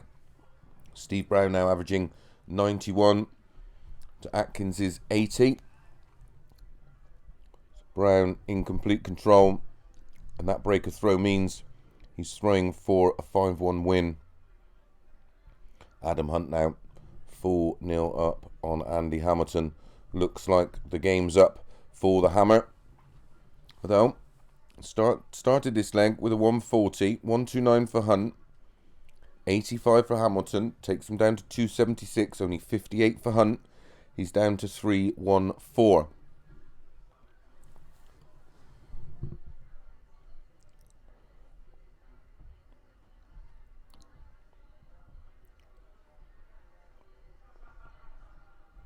Only a 60 from Hamilton takes him down to 216. 85 for Hunt takes him down to 228. Just keeping the pressure firmly on Andy Hamilton. He's a real big visit here. You feel the game may be up. 83 leaves 133 for Hamilton. Hunt at the hockey 228. Should at least leave a finish here. Hits 81 to leave 147. Quite apt at the moment with the Masters snookers on. At the home of the Darts World Championships. Ali Pali.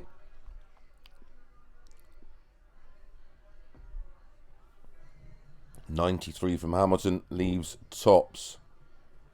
So he's looking likely to hold throw and close the gap to 4-2. Adam Hunt wants 147. Hunt needs 4-1. Hits 95 to leave 52.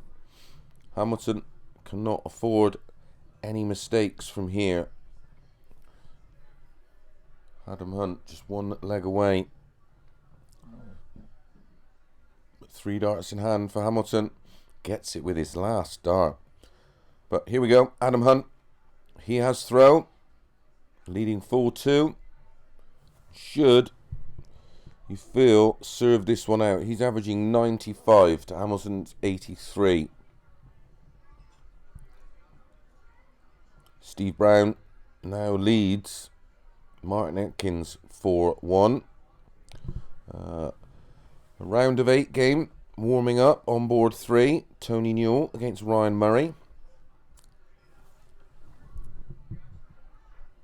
I will just have a look now and try and bring you the draw for those last 8 matches,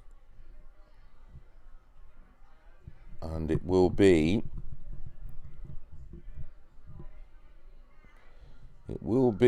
Gary Blades against Robert Collins, Ryan Murray against Tony Newell. And it will be Daniel Lauby against the winner of Steve Brown, Martin Atkins. And it's looking likely it's going to be Steve Brown. And Jason Lowe against the winner of Andy Hamilton and Adam Hunt. And at the moment, that's looking like Adam Hunt. Although, as I said, he did pull a leg back. But Hunt here trying to serve it out. He wants 102 after 12 darts.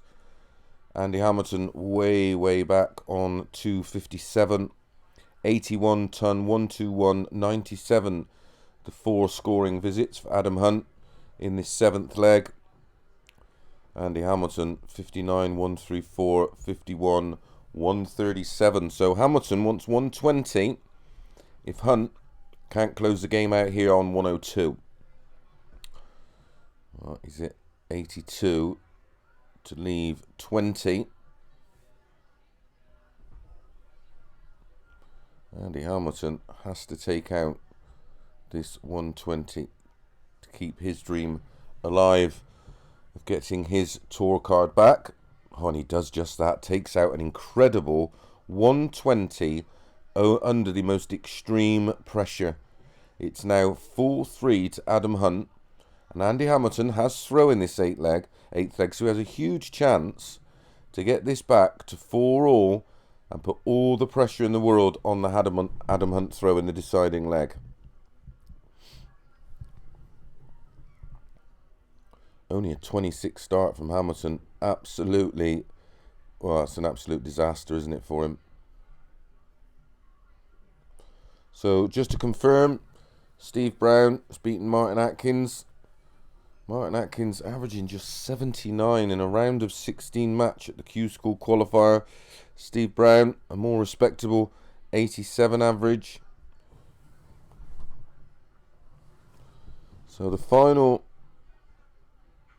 top 16 match, still going at the moment, is Adam Hunt against Andy Hamilton. It's actually the only match that's in play right now. Andy Hamilton, after that 26 start, hit a 140. So his 6 starts so far have been 26 and 140.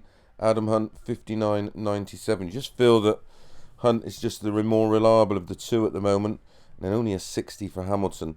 So he's only 70 in front on 275, and he started this leg. So a 2 treble visit here from Hunt could put Hamilton under all sorts of pressure. He's not done that. He's only at 60 to leave 285.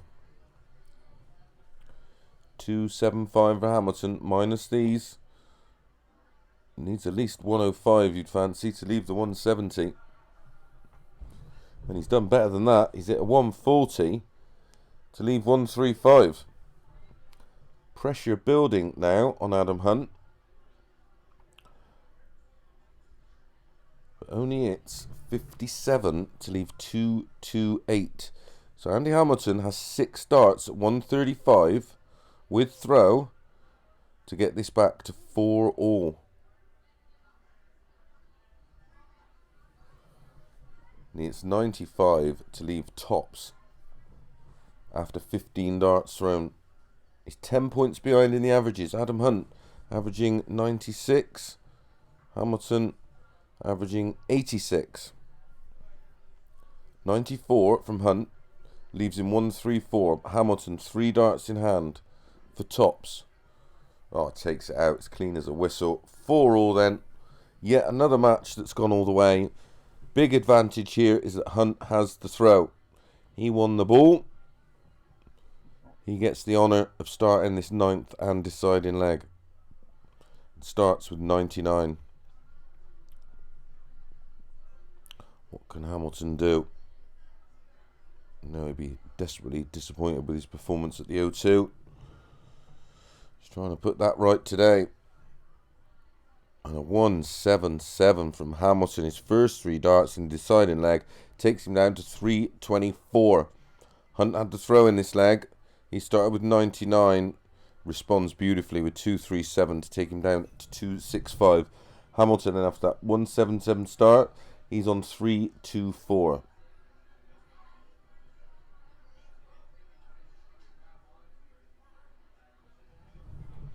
Only 60 from Hamilton.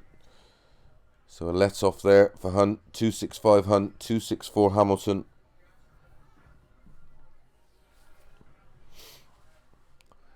Can Hunt consolidate that advantage of throwing first? No is the answer. Only 57. He's down to 208. Hamilton 264. Love to find a big visit. Really put all the pressure on the shoulders of Adam Hunt to find a big score. It's not happening for Hamilton. 177, 60, 58. Hunt 99, 137, 57. He wants 208. He's at the hockey.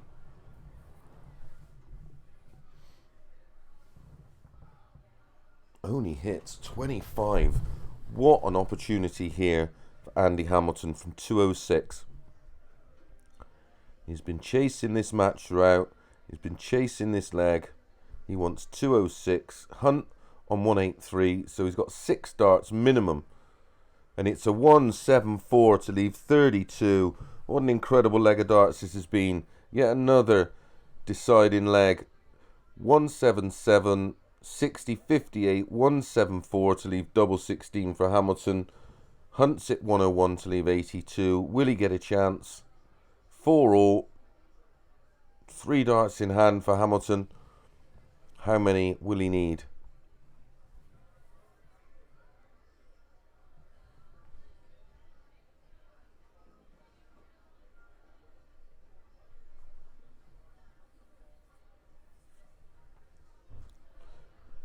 Well, he's bust somehow.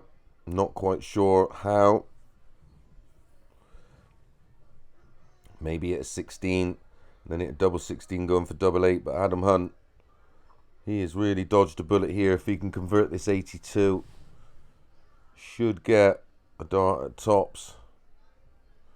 And he does, and he fluffs his line. He hit the 25 going for the ball, hit a 17 and put tops over the top wire. So Hamilton back again, 3 in hand, double 16. Bust his first attempt. He's already had 3 darts, 3 match darts.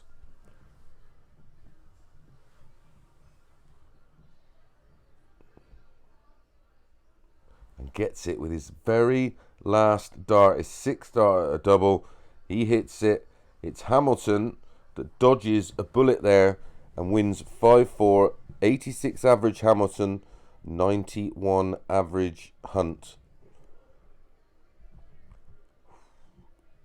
Be relieved there. Well, Hamilton really was up against it the whole match. But somehow found a way to win. Is his name on that tour card spot? You never know. When things like that happens, always makes me think that it's just meant to be.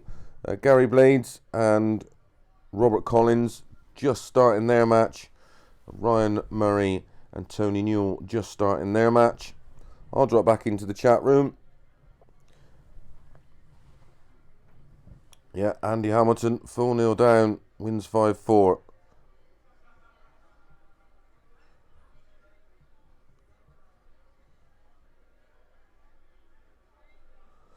Bo Greaves will be the best chance of the next decades to come. Could have a point there. Yep, Hamilton wins, 4-0 down, comes back to win 5-4. Don't forget, only the one spot in the European qualifying school. The winner from each day is guaranteed their card.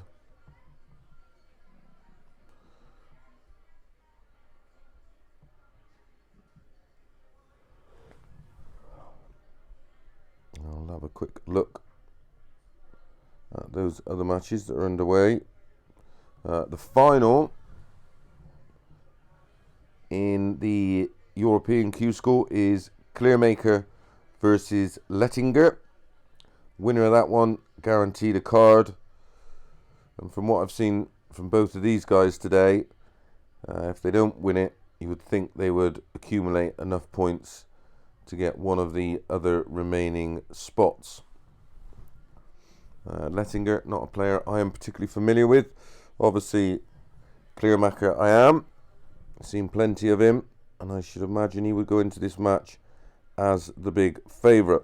Ryan Murray now leads Tony Newell 2-0. Robert Collins 1-0 up on Gary Blades. Daniel Lowby and Steve Brown, England, just about to start.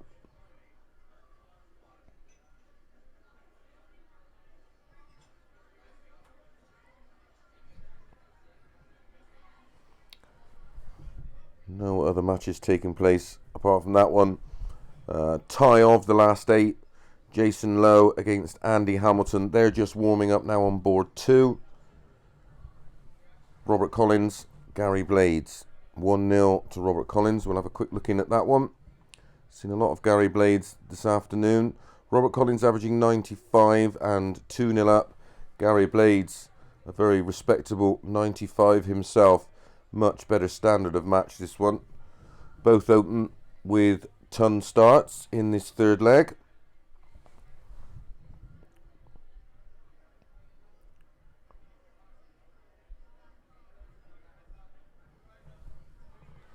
Like I said, I will drop back into our chat room and just try and answer as many questions as I can while we have a quiet spell in a match. Daniel Hill, who has impressed today and who has had a disappointing day. Well, I think all the girls have impressed. Andy Hamilton's battling qualities, of course. Who's disappointed? I suppose you've got to think of Jim Williams being the biggest one. Scott Waits and Scott Mitchell didn't play particularly badly. Certainly expected a little bit more. Just like I said, I'll try and keep you up to speed with other matches as they happen. Gary Blades, impressive leg here.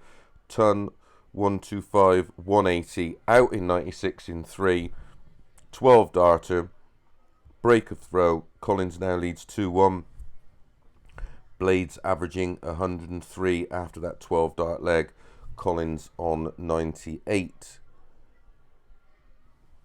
In that European Q School final, Lettinger leads 2-0. He's averaging exactly 100. Clearmaker, he's averaging 87. Interesting final, that one. I would have made Clearmaker the definitive favourite in that one for sure. Steve Brown 1-0 down against Daniel Lauby. Poor start. Well, he's actually 2-0 down to Daniel Lauby, excuse me. Been a poor start this from Steve Brown, averaging just 74 after 2.5 legs. Daniel Lauby, a respectable 91, and he's in control of this third leg. He wants 144. He's at the hockey. Steve Brown 171. So no finish for Brown. 89 from Lauby takes him down to 55. Nothing Brown can do on 171 apart from leave it handy and hope. 82 from Brown takes him down to 89, but Lauby, he has the first chance. Can he take it out? No is the answer. Hit the 15, inside tops, inside 10s. So can Steve Brown hold throw on this 89 finish? Yes, he can. Out in 3. Out on the ball for Brown. Could that prove to be pivotal in this match? Lauby now leads 2-1. It was a breaker throw, so Brown got the chance to level things up and put us back on throw. Starts with a great 140.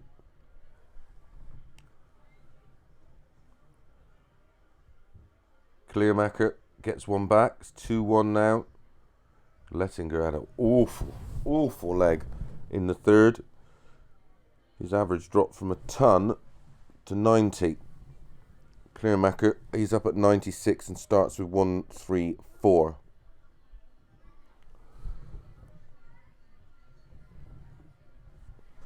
Jason Lowe and Andy Hamilton still warming up. Ryan Murray, Tony Newell, locked at 2-2. These are all quarter-final matches, and all will be pretty much underway. The only one that's a little bit slow and playing catch-up is the Jason Lowe Andy Hamilton match, which will be a cracker.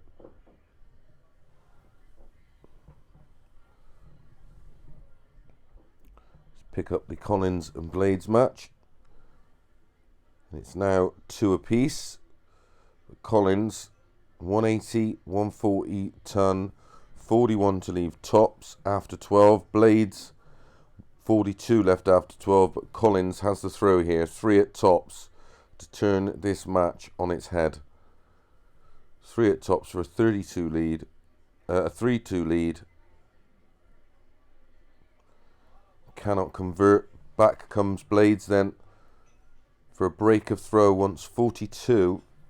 He's currently averaging 106 at the minute and gets it done. Clean as the whistle. 10 double 16, 2 dart finish, 14 dart leg, and it's Blades that leads 3-2. Don't forget, all these matches best of 9 all the way through. Daniel Lauby, Steve Brown 2 apiece now. Tony Newell 3-2 up on Ryan Murray.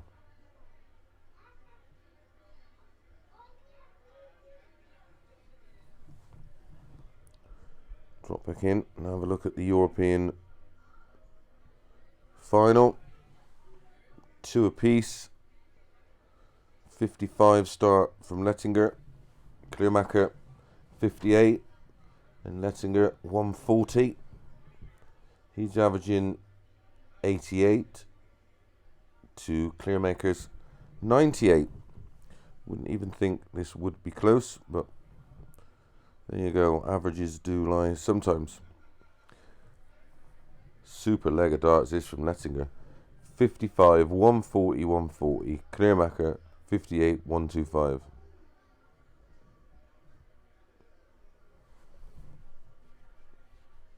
$166 Lettinger. Clearmaker 260. So 6 darts at least here for Lettinger. Hits a ton to leave 66. All but the shouting. I think he's going to go 3-2 up. A ton from Clearmaker. Takes him down. Oh, excuse me. It was a 180. Takes him down to 80. Quality stuff here from Clearmaker. But all could be in vain if Lettinger can take out this 66. Doesn't do it. Only 46. So Clearmaker wants 80 for a break of throw and a 3-2 lead, and he fluffs his lines. He's left tops.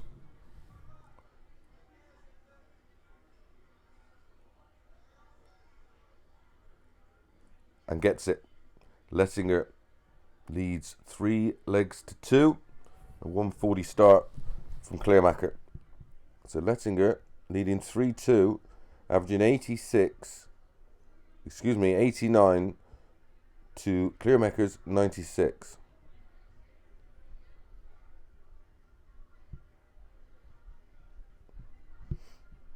Other news to bring you.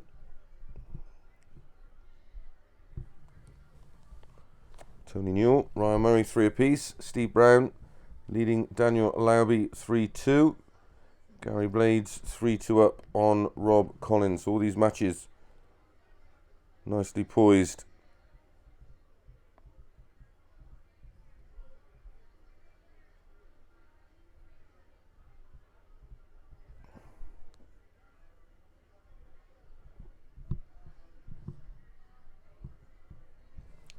Yeah, if you could not give the scores away, it makes my job pretty pointless here.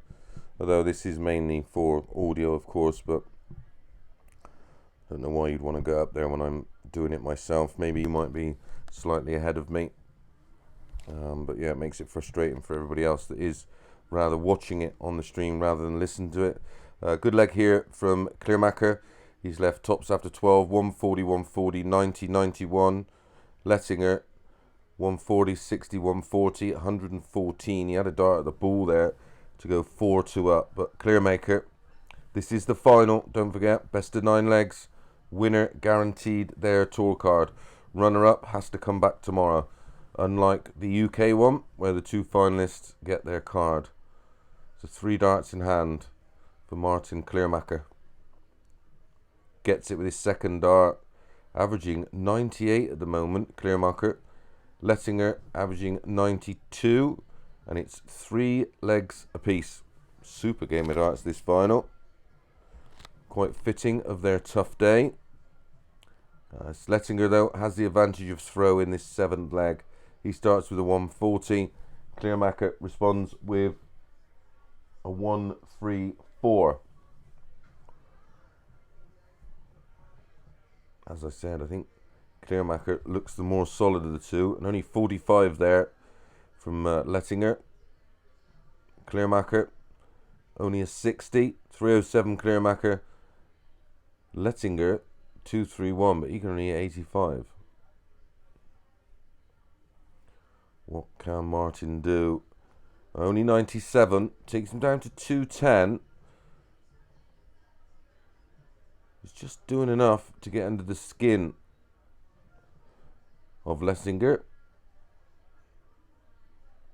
Oh, super 125.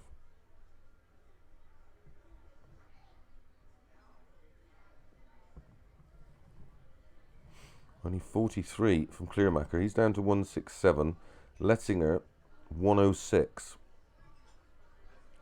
This is for a 4-3 lead.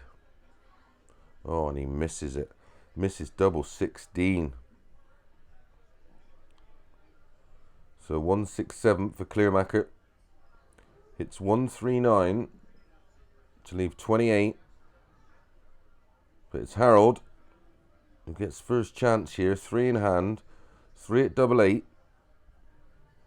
Or 3 at 16, should I say, to establish that 1 leg lead.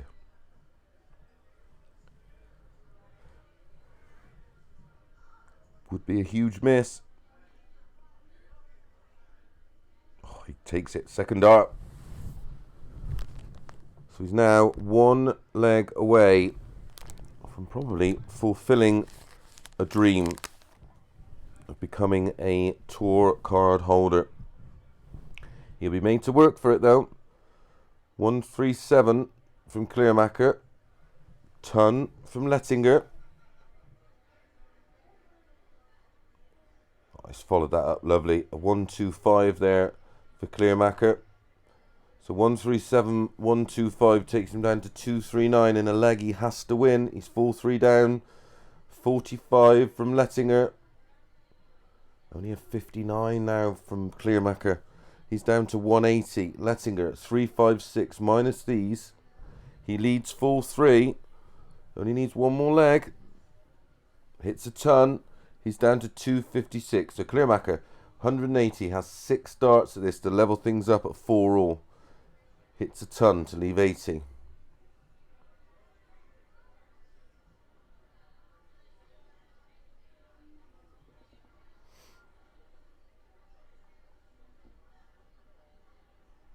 Ton from Lettinger. He's down, 139. That takes him down to 117.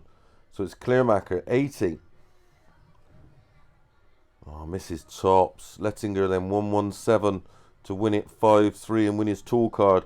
Ton 45. Ton 139 is his 12 darts so far. His 4 visits in this 8th leg. Could he get it done here and now? Even if Clearmacher doesn't win this one, I fancy him to get his card over the next 3 days. Final appearance, big point scoring. For those of you that don't know the rules, if you don't, in the UK one, 2 finalists get a card. In the European one, it's the 1 finalist, the winner, he gets his, and then it's done on countback.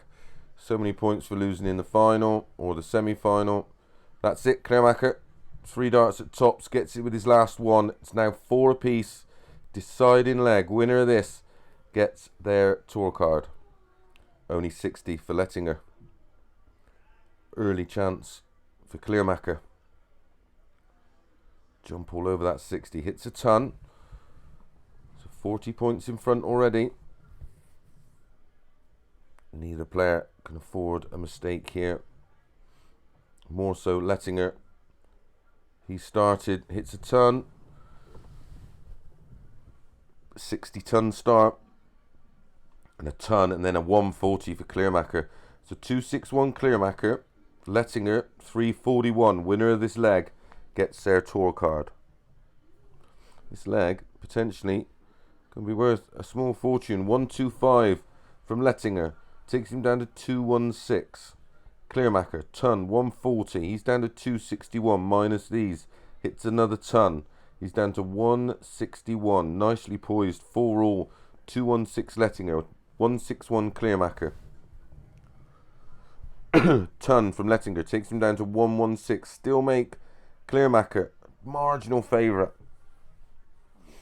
If he doesn't take this 161 out, he'd like to leave it close. Only 87. So he's down to 74. 60 ton, 125 ton for Lettinger.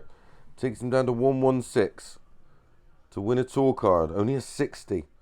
So Clearmacher 74. Should at least get 1 dart at a double here.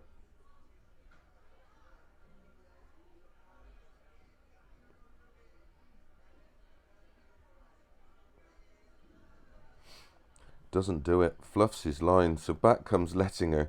3 darts at tops there for Clearmacher. Sorry, 1 dart at tops. Goes. I'm not sure what he's done there. But it's 56 for Lettinger anyway. To win his tour card And he does it, goes out last start, breaks Clearmaker's heart, but it's Lettinger, the first player of the day to secure his tour card, and congratulations to Harold Lettinger. Commiserations to Clearmaker. He'll be back tomorrow, and a big threat, no doubt.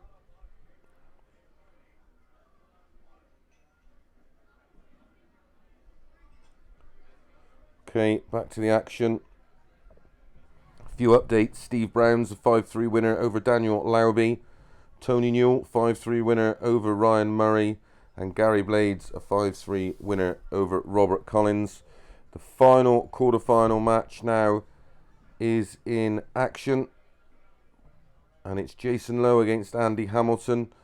It's one apiece. Jason Lowe, what a leg of darts this is. 61.40, ton 177 to leave double 12. Hamilton on throw, 61.40, 93.44 to leave 164. Only 40 from Hamilton's, absolutely no pressure, still on 124. 13 dart chance here for Jason Lowe to take a 2-1 lead in a breaker throw, and he does that, goes out first dart. Jason Lowe, an early break, leads 2-1. 20 points in the averages at the moment. As we go into the fourth leg, 105 Lowe, 85 Hamilton. As I said, I fancied Jason Lowe from about the last 32 onwards to get a card. He starts with 140. Hamilton has to respond here.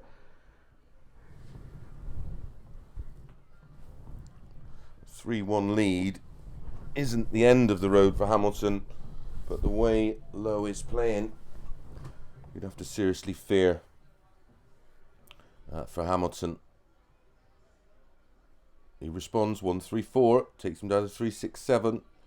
Jason Lowe 140, follows that up with a 137, takes him down to 224. Best performance of the day so far for Jason Lowe. Jason Lowe, a player from the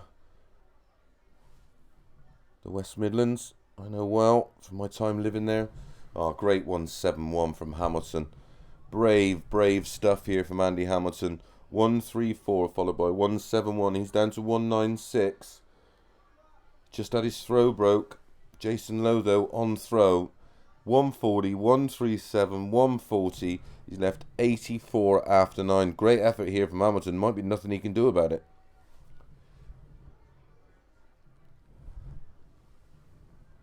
Wanted 196 before this throw, Hamilton. Only 60. So still wants 136. And not a lot of pressure here on Jason Lowe on 84. Possible 11 darter.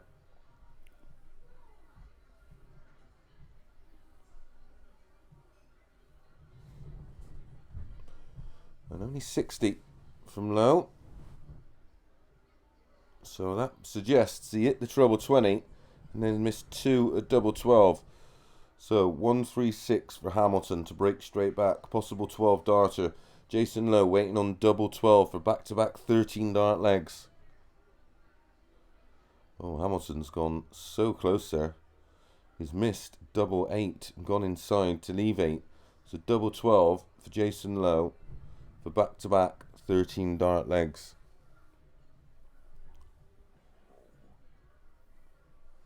Will that miss put pressure on Lowe? Yes, he's missed it. Gone inside with his last dart.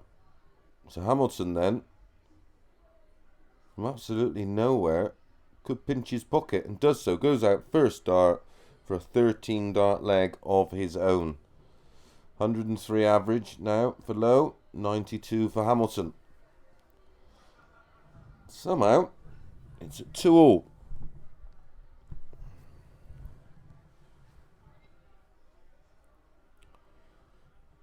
So yeah, it looks like it's just been confirmed. There must have been a change of heart for Steve Brown. As far as I know, and he put an announcement out on Twitter that he wouldn't be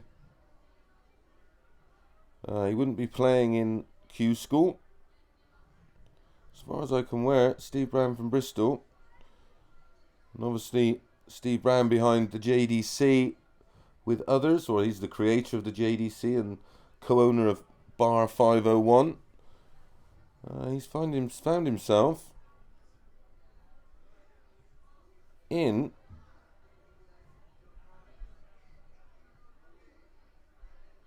to the semi-finals of Q-School, and he's one win away from getting his tour card back from absolutely nowhere. He certainly wouldn't have thought about that this morning. I'm sure his main intention was there to go and support his son John Brown.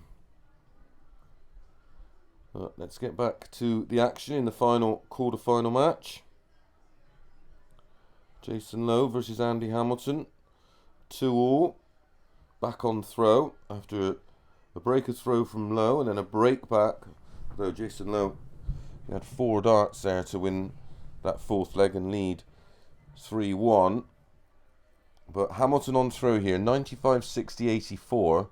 Jason Lowe, ton, 41. So 260 Lowe, 262 Hamilton, minus these. This will get edgy. Both know how important a win here will be. A ton from Hamilton takes him down to 162, so no finish. What Jason Lowe would do here, one of those big 140, 180 visits. He's so well known for. Fabulous player, Jason Lowe.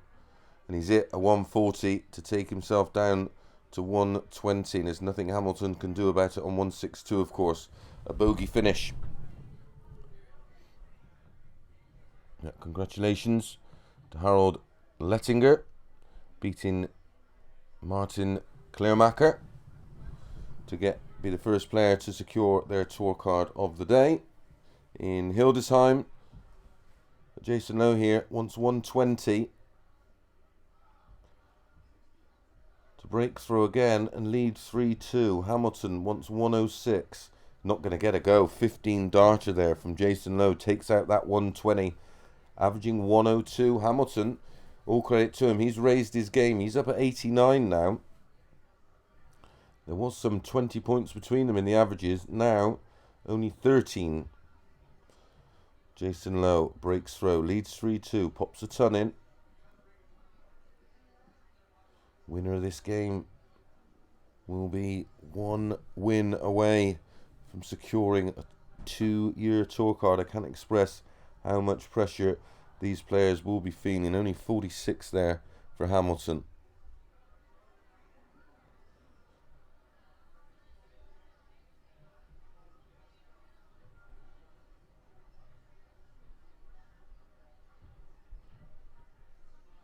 $82 from Lowe.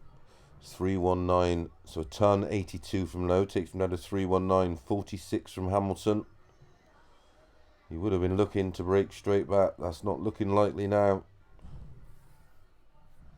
Although he's found an absolute beauty 180. Taking him down to 275. Real brave performances from Hamilton. He has grafted all day today. Not thrown the best darts, but really has worked his socks off. He's a bit like a heavyweight boxer. The last thing they lose is their punch. The first thing they lose is their ability to take a punch, and I think that's what went wrong with Andy Hamilton. And he's followed that 180 up with a 140. He is going to break straight back. Jason Lowe, ton 82.59. Andy Hamilton, a really poor start, 46, and has then responded with 180, 140 to leave 135. And Jason Lowe is well back. Jason Lowe wants 220, so 6 darts here for Hamilton to break straight back and make it 3 apiece.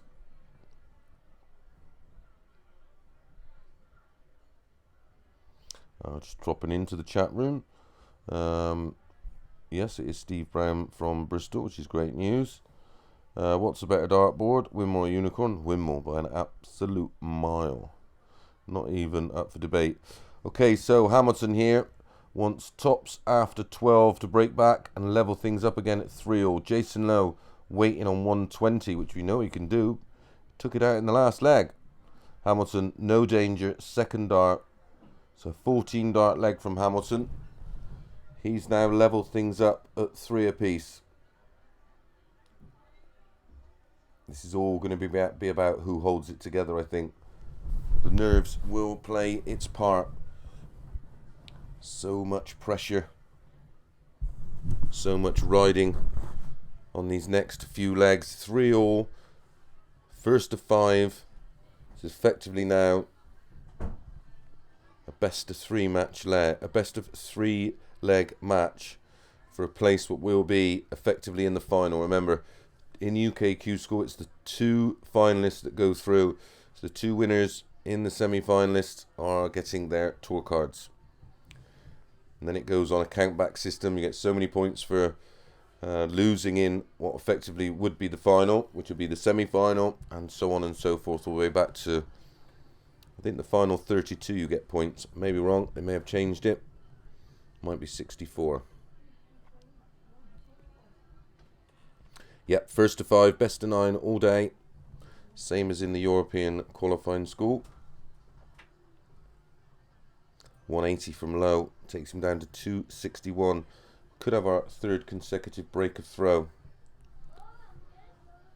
Hamilton, 93 and a ton, takes him down to 308. Only 26. Bed and breakfast, half a crown for Hamilton. That's a big blow at this stage. 61.80 for low. What can he hit from here? A ton 40 takes him down to 121 after 9. Great leg of darts. Great response this from Jason Lowe. Hamilton way back.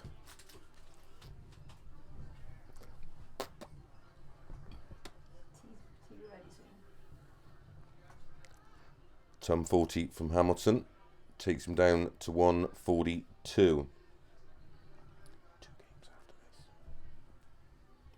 So Jason Lowe 121 for 12 darter, and yet another breaker throw and a full 3 lead to go within 1.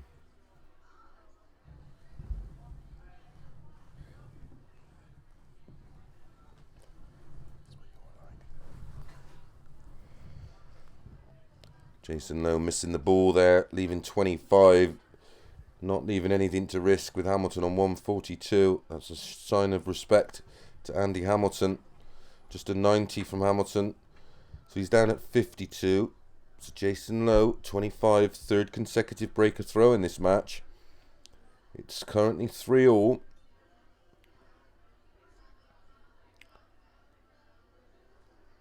Will he break yet again? No. 9 and then missed 2 at double 8. So Hamilton, is it just meant to be for him today? Wants 52.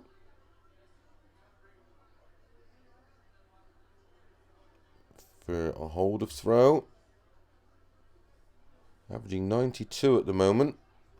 Low, averaging 98. No, Hamilton cannot convert it. So a great opportunity now for Jason Lowe, averaging 98. He's got 3 darts in hand, wants double 8.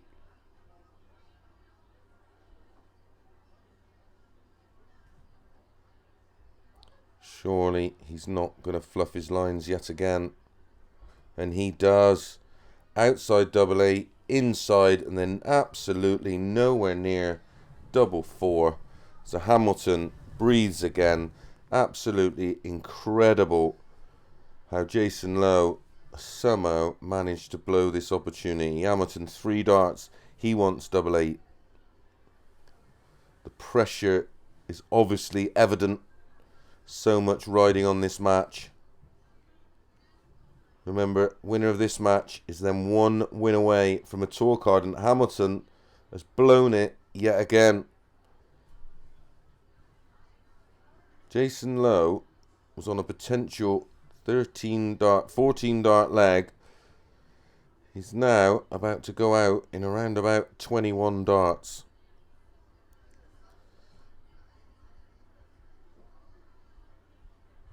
Both of them feeling the pressure. Jason Lowe has absolutely blown it again, and he's left himself double 1. Well. Andy Hamilton, dip your oatcake.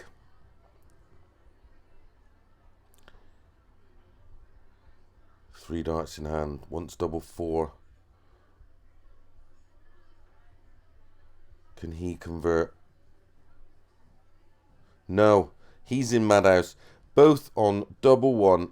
Absolutely incredible. This just shows you what pressure can do. Neither of these guys look like missing a double throughout this match. Yeah, it's 3-all. We're in a best of 3 situation for what would be a place in the final, and both players want double 1. This could take a while. Yeah, no good for Jason Lowe. Outside, and then hits a big 1. So here's Hamilton's chance. If he gets his tour card, maybe this will be a talking point with Gavin for a post Q School show next week. And it's Hamilton that somehow wins that leg and holds throw. Jason Lowe will be absolutely kicking himself. But it's Hamilton that leads full 3, and only a 60 start from Jason Lowe.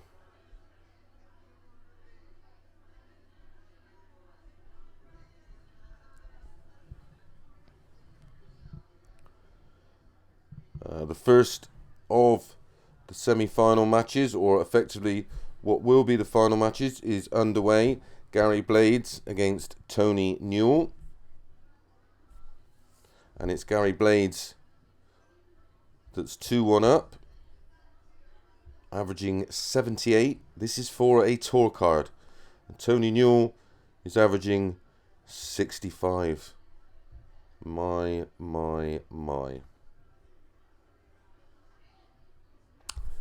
Well, it is what it is. But I'd like to be playing either right now for a tour card. Thank you very much, Craig Gordon.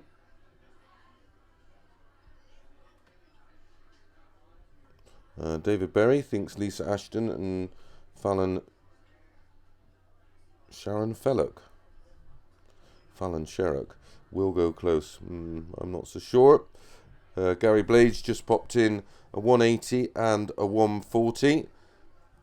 He is a really erratic player. I'm looking forward to seeing this guy in person. Be interesting to see what type of throw he has. I would have thought he's got a real quick throw. Tony Newell down to 81. Gary Blades wants 60 for a 3-1 lead. We'll just stay with this one. Yeah, he converts. He leads 3-1. We'll head back over now to Jason Lowe versus Andy Hamilton. Remember, all them darts Jason Lowe had to break, throw, lead full 3 and try and serve it out. And that's exactly what he's doing here. He has 3 darts in hand at double 16, 69, 177, 133 in this leg to take it to the hill and 4 apiece. And he's done that. He's hit that first dart. Andy Hamilton has the honour here in this deciding leg, and this is for a place in the final, and put either one of these guys 1 leg away from securing a tour card. Serious pressure in this match. Hamilton starts with only 40. He's averaging 88. Jason Lowe 93. 2 very respectable averages. A ton from Jason Lowe. For me, been the much better player in this match. But it's all about timing and taking your chances in darts, as we know. It's not a new thing. Luck will always play its part. Oh dear, Andy Hamilton, 40 start, followed up by 42. So Jason Lowe here, every opportunity to get the 1 leg he needs to take his place in that final game. He hits 97. So Jason Lowe down to 304. 4 legs apiece. Winner of this leg, as I've said, progresses and is 1 game away. Andy Hamilton 40, 42, 60. He's down to 359. So Jason Lowe, 55 in front, plus these in a leg that Hamilton started. What can Jason Lowe do? Another solid ton down to 204. Forcing Hamilton here. Has to find a 2 treble visit at least just to stay in touch. Anything less and you would think it's all over. Although we thought that in the 7th leg, and he's hit a great ton 40 there, Hamilton. He is showing so much guts, such guts today. So brave. Doesn't know when he's beat. That's always been part of Hamilton's game. He will grind and grind and grind. But Jason Lowe, ton 97, ton down to 204. Minus these. Deciding leg. Ton 4. Oh no, 84 for Lowe. He's down to 120. Hamilton 219. What can Hamilton do with 219? Jason Lowe already taken out 120 in this match. Superb 137 from Hamilton. Absolutely grafting here. His last 6 starts, 141.37 to get him right back in it. Once 82, will he get a go? Jason Lowe, 120, his leg. This is deciding leg of the match. Ton 97, ton 84. That leaves 120. Oh, he hits a ton. Misses tops there, so misses yet another dart to get the job done. Hamilton 82. I thought it'd be ball double 16. He misses the ball. 25-17 tops. This would be a remarkable win for Hamilton if he can get it done. Not really been in this match. He's hit the 25, he hit the 17. He's gone way over the top on tops. So Jason Lowe has looked edgy. He got 3 darts in hand at double 10. Certainly wouldn't have a lot of confidence in him hitting it. He's had so many chances in this match to close it out and get it done. And yet again, Jason Lowe misses doubles. This is why he lost his tour card. Such a good player. But under pressure, when it's tight, absolutely chokes. That is not even up for debate. 3 darts then for Hamilton. He himself has looked as susceptible to pressure. And yet again, Hamilton fluffs his lines when it matters most. Leaves himself double 5. Jason Lowe, 1 double 2. Can he close it out? He's had so many opportunities in this match. He will absolutely kick himself.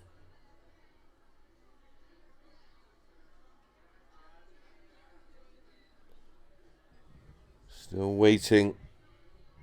Yeah, hits the 1. Nowhere near double 2. So Hamilton, yet again. I think we'll start calling Hamilton the cat, because he has 9 lives. He's had about all 9 of them in this match so far. He wants 2 5s. Wouldn't have thought he'll split this. Straight at it.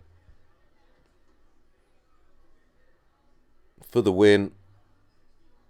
And no. He's blown it. Double 2 then. For Jason Lowe, nobody misses 2s. It's a baby's double. If you miss 2s, you lose. 3 darts at double 2 for Jason Lowe.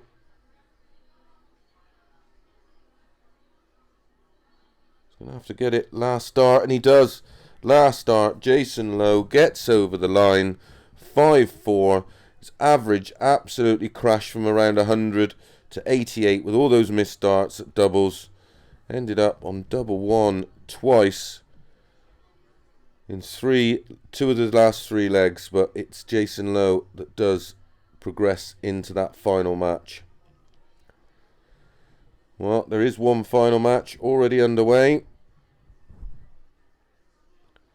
and we'll bring you the latest from that. And Gary Blades, very, very comfortable He wins it 5-1. So there's one more match remaining. And you would think if he stays in touch and keeps the pressure on, Steve Brown has every chance here against Jason Lowe. And what a fairy tale story that will be. Been in the wilderness for a couple of years, focusing on the bar and focusing on the JDC. And I think he's only entered to go up and give his son John Brown some support. In fact, I think I've read somewhere that he's even using John Brown's darts. Remarkable. Let's go back over the chat while we're waiting for this final match. Andy Hamlin now is the biggest bottler. Well, it's horrible to use those words. But there's no denying it. That was a seriously big choke. But that is what it is. 227 people listening in. Thanks very much to all of you for the support. Thanks for all the ones that have shared it across your social media platforms. If you're not already a subscriber, make sure you subscribe. Make sure you hit that alert bell so you are alerted when we go live tomorrow. We'll be doing the same tomorrow, probably not as early, a little bit later tomorrow, and we'll endeavour to bring you the action Saturday and Sunday. I'm away, but Gav is going to try and do it. Who won cards today?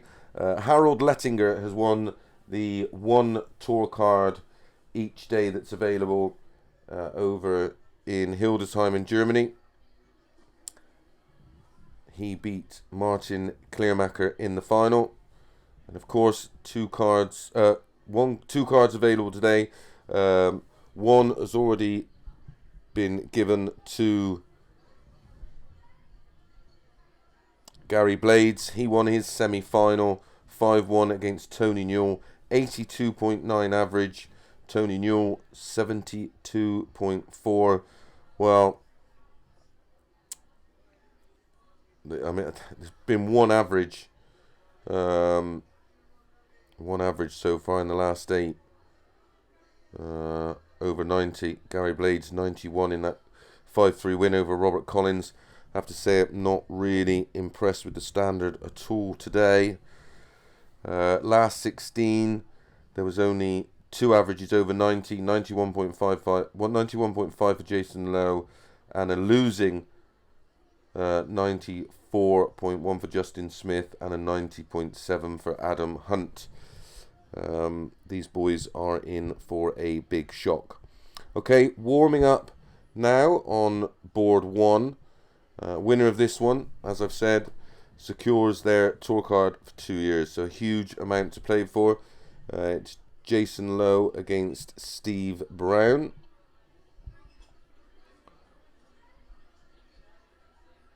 Who gets the cards? Just Joan F. Don't know what that means.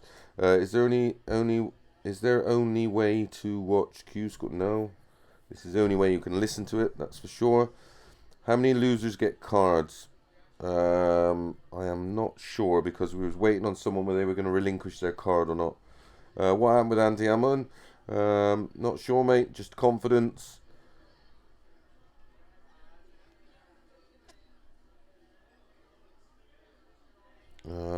Thomas Morrissey, well, that average is not good. No, I agree. Chris, good mate with Steve Brown. I am. Known him his whole life when he was a kid. I used to practice with him at his dad's pub. Come home from school, throw his school bag down, and then I'd probably have an hour and a half to 2 hours practice with him. And I ended up playing him in the World Darts Championships many years later. Quite bizarre. Who beat Andrew Gilding? I'll tell you now. Gilding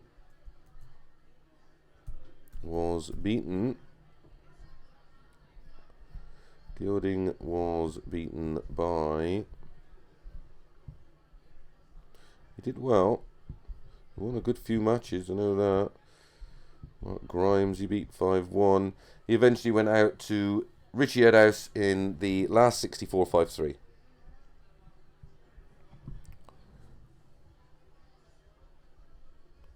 Darts.TV, is this one of the worst days average-wise for some time yet?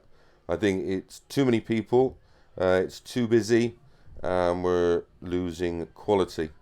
Chris, did you see Corey Cabby make a comeback after legals issues are fixed? Well, let's find out.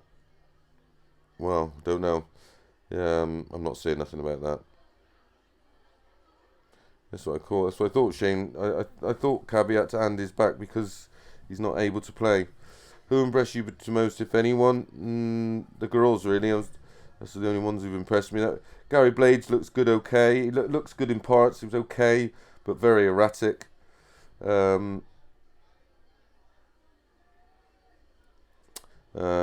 Crispy Booze, enjoy listening to this. A hell of a lot better than watching the stream. Thanks for taking time to do this. Appreciate it. No problem. It's our way of saying thank you to our loyal supporters, and those of you that subscribe to our channel and buy our magazine. We really appreciate your support. Was that correct? That fella from Hong Kong, don't know his name, had 207 average today. Not sure. Clive Boyce, thanks, mate. You're very welcome. I will bring you this final match. At the moment, they're still warming up, I believe. As soon as they get underway, I will bring you all the action from that final match. Yeah, this is obviously just a free service. Is Lisa a better player than Fallon? Yes, at the moment. Chris Holmes, Easy Chris, great pundit. I have no idea we're not on Sky instead of that Mel Mardle. Well, that's your... Well, I don't want to work for Sky, and I wouldn't work for Sky where there's a few people that work there, because I wouldn't hold my tongue. And as you know, people who work for Sky have to follow the company policy, very much like the people involved in boxing. They're not truly allowed to say what's up. Do you think they should set a player limit at Q School? There should be a standard at Q School. I think if 1 year you've gone there and your overall average is, say, under 60, I don't think you should be allowed to play in it for another year. Or you should have to go into preschool qualifying to prove that you're up to a certain standard. So the problem is, it's just clogging up the draw and bogging everybody down. I mean, these guys have been in there now for probably getting on, some of them for 9-10 hours. You can't expect a player to play at a decent level over that distance. Money, they won't reduce the entries. Well, I can assure you, I've been speaking to Barry about it, and he's going to do something about it to correct the problem. Okay, Jason Lowe, he's won the ball. Again, a best of 9 match. Steve Brown from Bristol, obviously creator of the JDC and co-owner of Bar 501. If you've not been up to Bristol, it's up in Staple Hill, and they've also opened a new one in Kingswood. Not just a darts bar, by the way. Ton start from Jason Lowe. 45 start from Steve Brown. Jason Lowe from the Midlands. Many would have seen him on TV. He's had a few good runs here and there, but doesn't seem to be committed to the sport, which is quite bizarre for someone so talented. 58 from Jason Lowe. Obviously, congratulations to Gary Blades. He's already secured his tour card, winning 5-1. And the winner of this one secures theirs for 2 years. 80 from Steve Brown. So ton 58 from Lowy. Always a bit nostalgic seeing J Lowe on the screen. 84 from Jason Lowe. He's down to 259. Steve Brown, 376. He hits a ton, takes him down to 276. I appreciate all the shares across social media. We had a little mini trend earlier, which was lovely. Good to see. 59 from Jason Lowe. Yeah, whether you use Facebook or Twitter, make sure you drop a link to our stream. 60 from Steve Brown. He's down to 216. First leg of this final game for the second card available for the day. well, the second card in the UK. 180 from Jason Lowe takes him down to double 10. Good timing. The other European card was won by Harold Lettinger, beating Martin Clearmaker in the final. So Steve Brown only 40, down to 176. No pressure on Jason Lowe, so expect him to slot this away. 3 darts in hand. Doesn't. Goes inside to leave double 10, but no real damage. Poor leg from Steve Brown so far. 45-80, ton 60-40. That's more like it. 136 to leave tops. You can almost guarantee Jason Lowe will take this out now. Bit of reverse psychology. Once double 5. It's always a bit of a dirty double. But Jason Lowe eventually gets it done and takes the first leg. Steve Brown starts leg 2 with a 140. Great chance here for Steve Brown to secure his tour card. 140 riposte from Jason Lowe. Leg 2, final card match of the day. 137 from Steve Brown. Where has he found this form from? I know they're doing the Bar 501 Premier League, so he's been putting a fair bit of practice in. He's dodged a few bullets throughout the day. I have to say, the draw opened up nicely for him, as it did for Jason Lowe. And Andy Hamilton, well, as has been said in the chat, certainly did swallow a bit in that match. 140, 137, 97 for Steve Brown. Takes him down to 127. Jason Lowe, Tom 40, 60. And 85 to take him down to 216. So 6 darts here for Steve Brown to level things up at 1 apiece.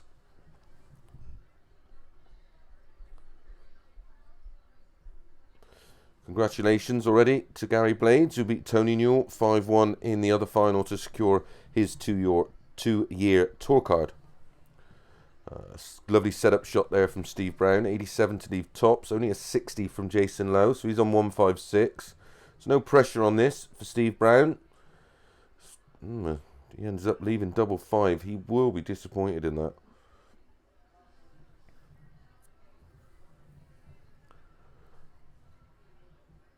Well, I didn't bother with Q School this year. For one, I don't really want to play the tour. For two, I didn't think I was good enough after what I've seen today. Well, I'm not so sure. Jokes, by the way, before anybody takes it seriously. Steve Brown levels things up. Hits double 5 with his first dart. Averages after 2 legs. 85 Brown, 75 Jason Lowe. And a ton start from Jason Lowe.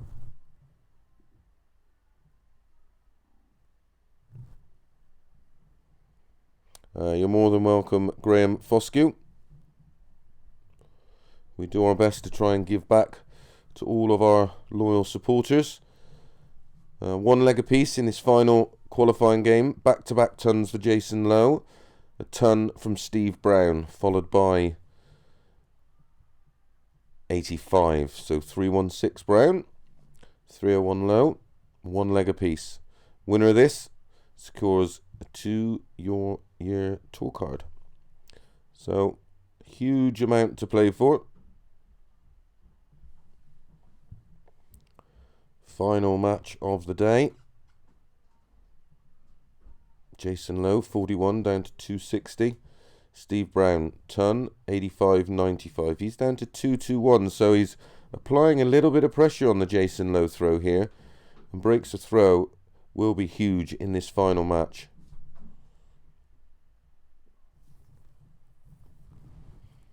Ton from Jason Lowe takes him down to 160. I can smell my casserole cooking. I'm absolutely Hank Marvin. 85 from Steve Brown takes him down to 136. Jason Lowe 160. So still a marginal favourite for the leg. Ton 41 ton. His full visits. He's at 125 there to leave 35. Not sure how he's Ending up hitting 125, if I'm honest. 96 from Steve Brown to leave tops, just in case Jason Lowe fluffs his lines. In the last couple of games, he has looked edgy on his doubles.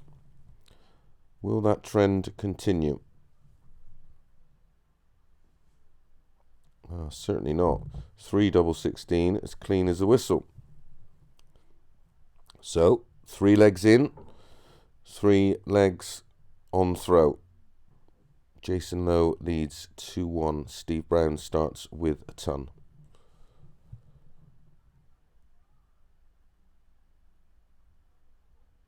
Whoever does lose this match, of course, is in pole position to secure one of the tour cards that goes to the Order of Merit. So you receive points for losing in the final match and what effectively would be the semi-final and so on. Whoever has the most points over the 4 days that doesn't obviously get a card direct will receive one. So this leg on the Brown throw, ton, 140 for Brown, 137 ton for Lowe, 85 for Brown. So he's down to 176. Jason Lowe, 264, minus these. Any break of throw opportunity in this match has to be seized. It will be huge, and a great 140 from Jason Lowe takes him down to 124. What a leg of darts against throw this is. 137 ton 140. Steve Brown, ton 140, 85, 140 to leave 36. What a great response. Walks into a 140 and backs him up with one. But 124 for Lowe, very doable finish this. Obviously only needs the 1 treble in the combination, and that's all he needed. He's hit the treble 20, hit the 14 and slotted the ball right in the middle. A breaker throw and a 3-1 lead for Jason Lowe. Absolute scenes at the Robin Park.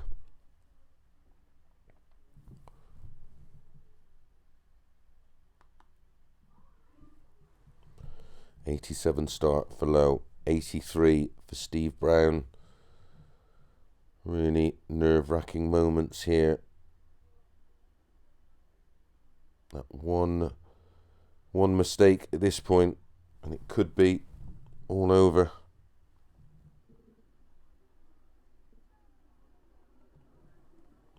$140 from Jason Lowe, lifting his average up to 88. Steve Brown only hits a 40. Has a bounce out. He's down to 378. Jason Lowe already down to 274. Oh, and that could be the nail in the coffin. It's a 180 to leave 94. Nothing Steve Brown can do. It's a ton. Down to 278. So probably 2 or 3 visits at this 94 for Jason Lowe for a 4-1 lead. Oh, he doesn't need that. He's gone out in 11 darts. He's hit treble 18, double top, averaging 95 now, leads 4-1. Back firmly against the ropes for Steve Brown. Has to win every leg that's left. And as we know, Jason Lowe, one of the great front runners, a superb leader, starts off with a 180. More evidence of that. To beat Jason Lowe, you just got to stick in there with him and try and get him at it, and he will miss. If he's leading 4-1, look out. 81 for Steve Brown, down to 335 after 6. The 180 from Jason Lowe, he's on 321 minus these. And it's a ton, down to 221. This could be it for Steve Brown, although needs to take a lot from Ted today and come back tomorrow and put in the same effort. Only 45, the game's up here for Steve Brown. 290, Steve Brown in a leg he started. He trails 4-1. Jason Lowe, 180 ton. Another ton 80. This could be back-to-back 11 dart legs for Jason Lowe. An absolute bully. Great front runner. Superb leader. No pressure at all. 60 from Steve Brown. He's on 230. Jason Lowe wants 9, double 8 for back-to-back 11 darters and secure his 2-year tour card. He's done it before. Well, he's hit the 9. He's missed 2 at double 16, but no fear. He will be back. Steve Brown has thrown 12 darts. Oh, he hits a 180 to leave 50 from absolutely nowhere. 85, 81, 45, 60, 180 to leave 50, but it's Jason Lowe, 3 darts at double 16 to win 5-1. Was that 180? Just enough pressure? No, it's gone out with his last dart. So it's Jason Lowe. He wins his tour card 5-1 and joins Gary Blades, who was also a 5-1 winner over Tony Newell, in securing their tour cards for the next 2 years. Thank you very much for your company this afternoon. I hope you all enjoyed it. Don't forget to share it and let all your friends know. We'd love to get as many people as possible here tomorrow listening in. Tomorrow I'll be back bringing you the final stages, probably from around about the last 32 onwards of Q School Day 2, and I'll also be bringing you updates from the European Q School from Hildesheim in Germany. Take care, guys. Enjoy what's left of your Thursday evening. I'm going for a nice bit of casserole.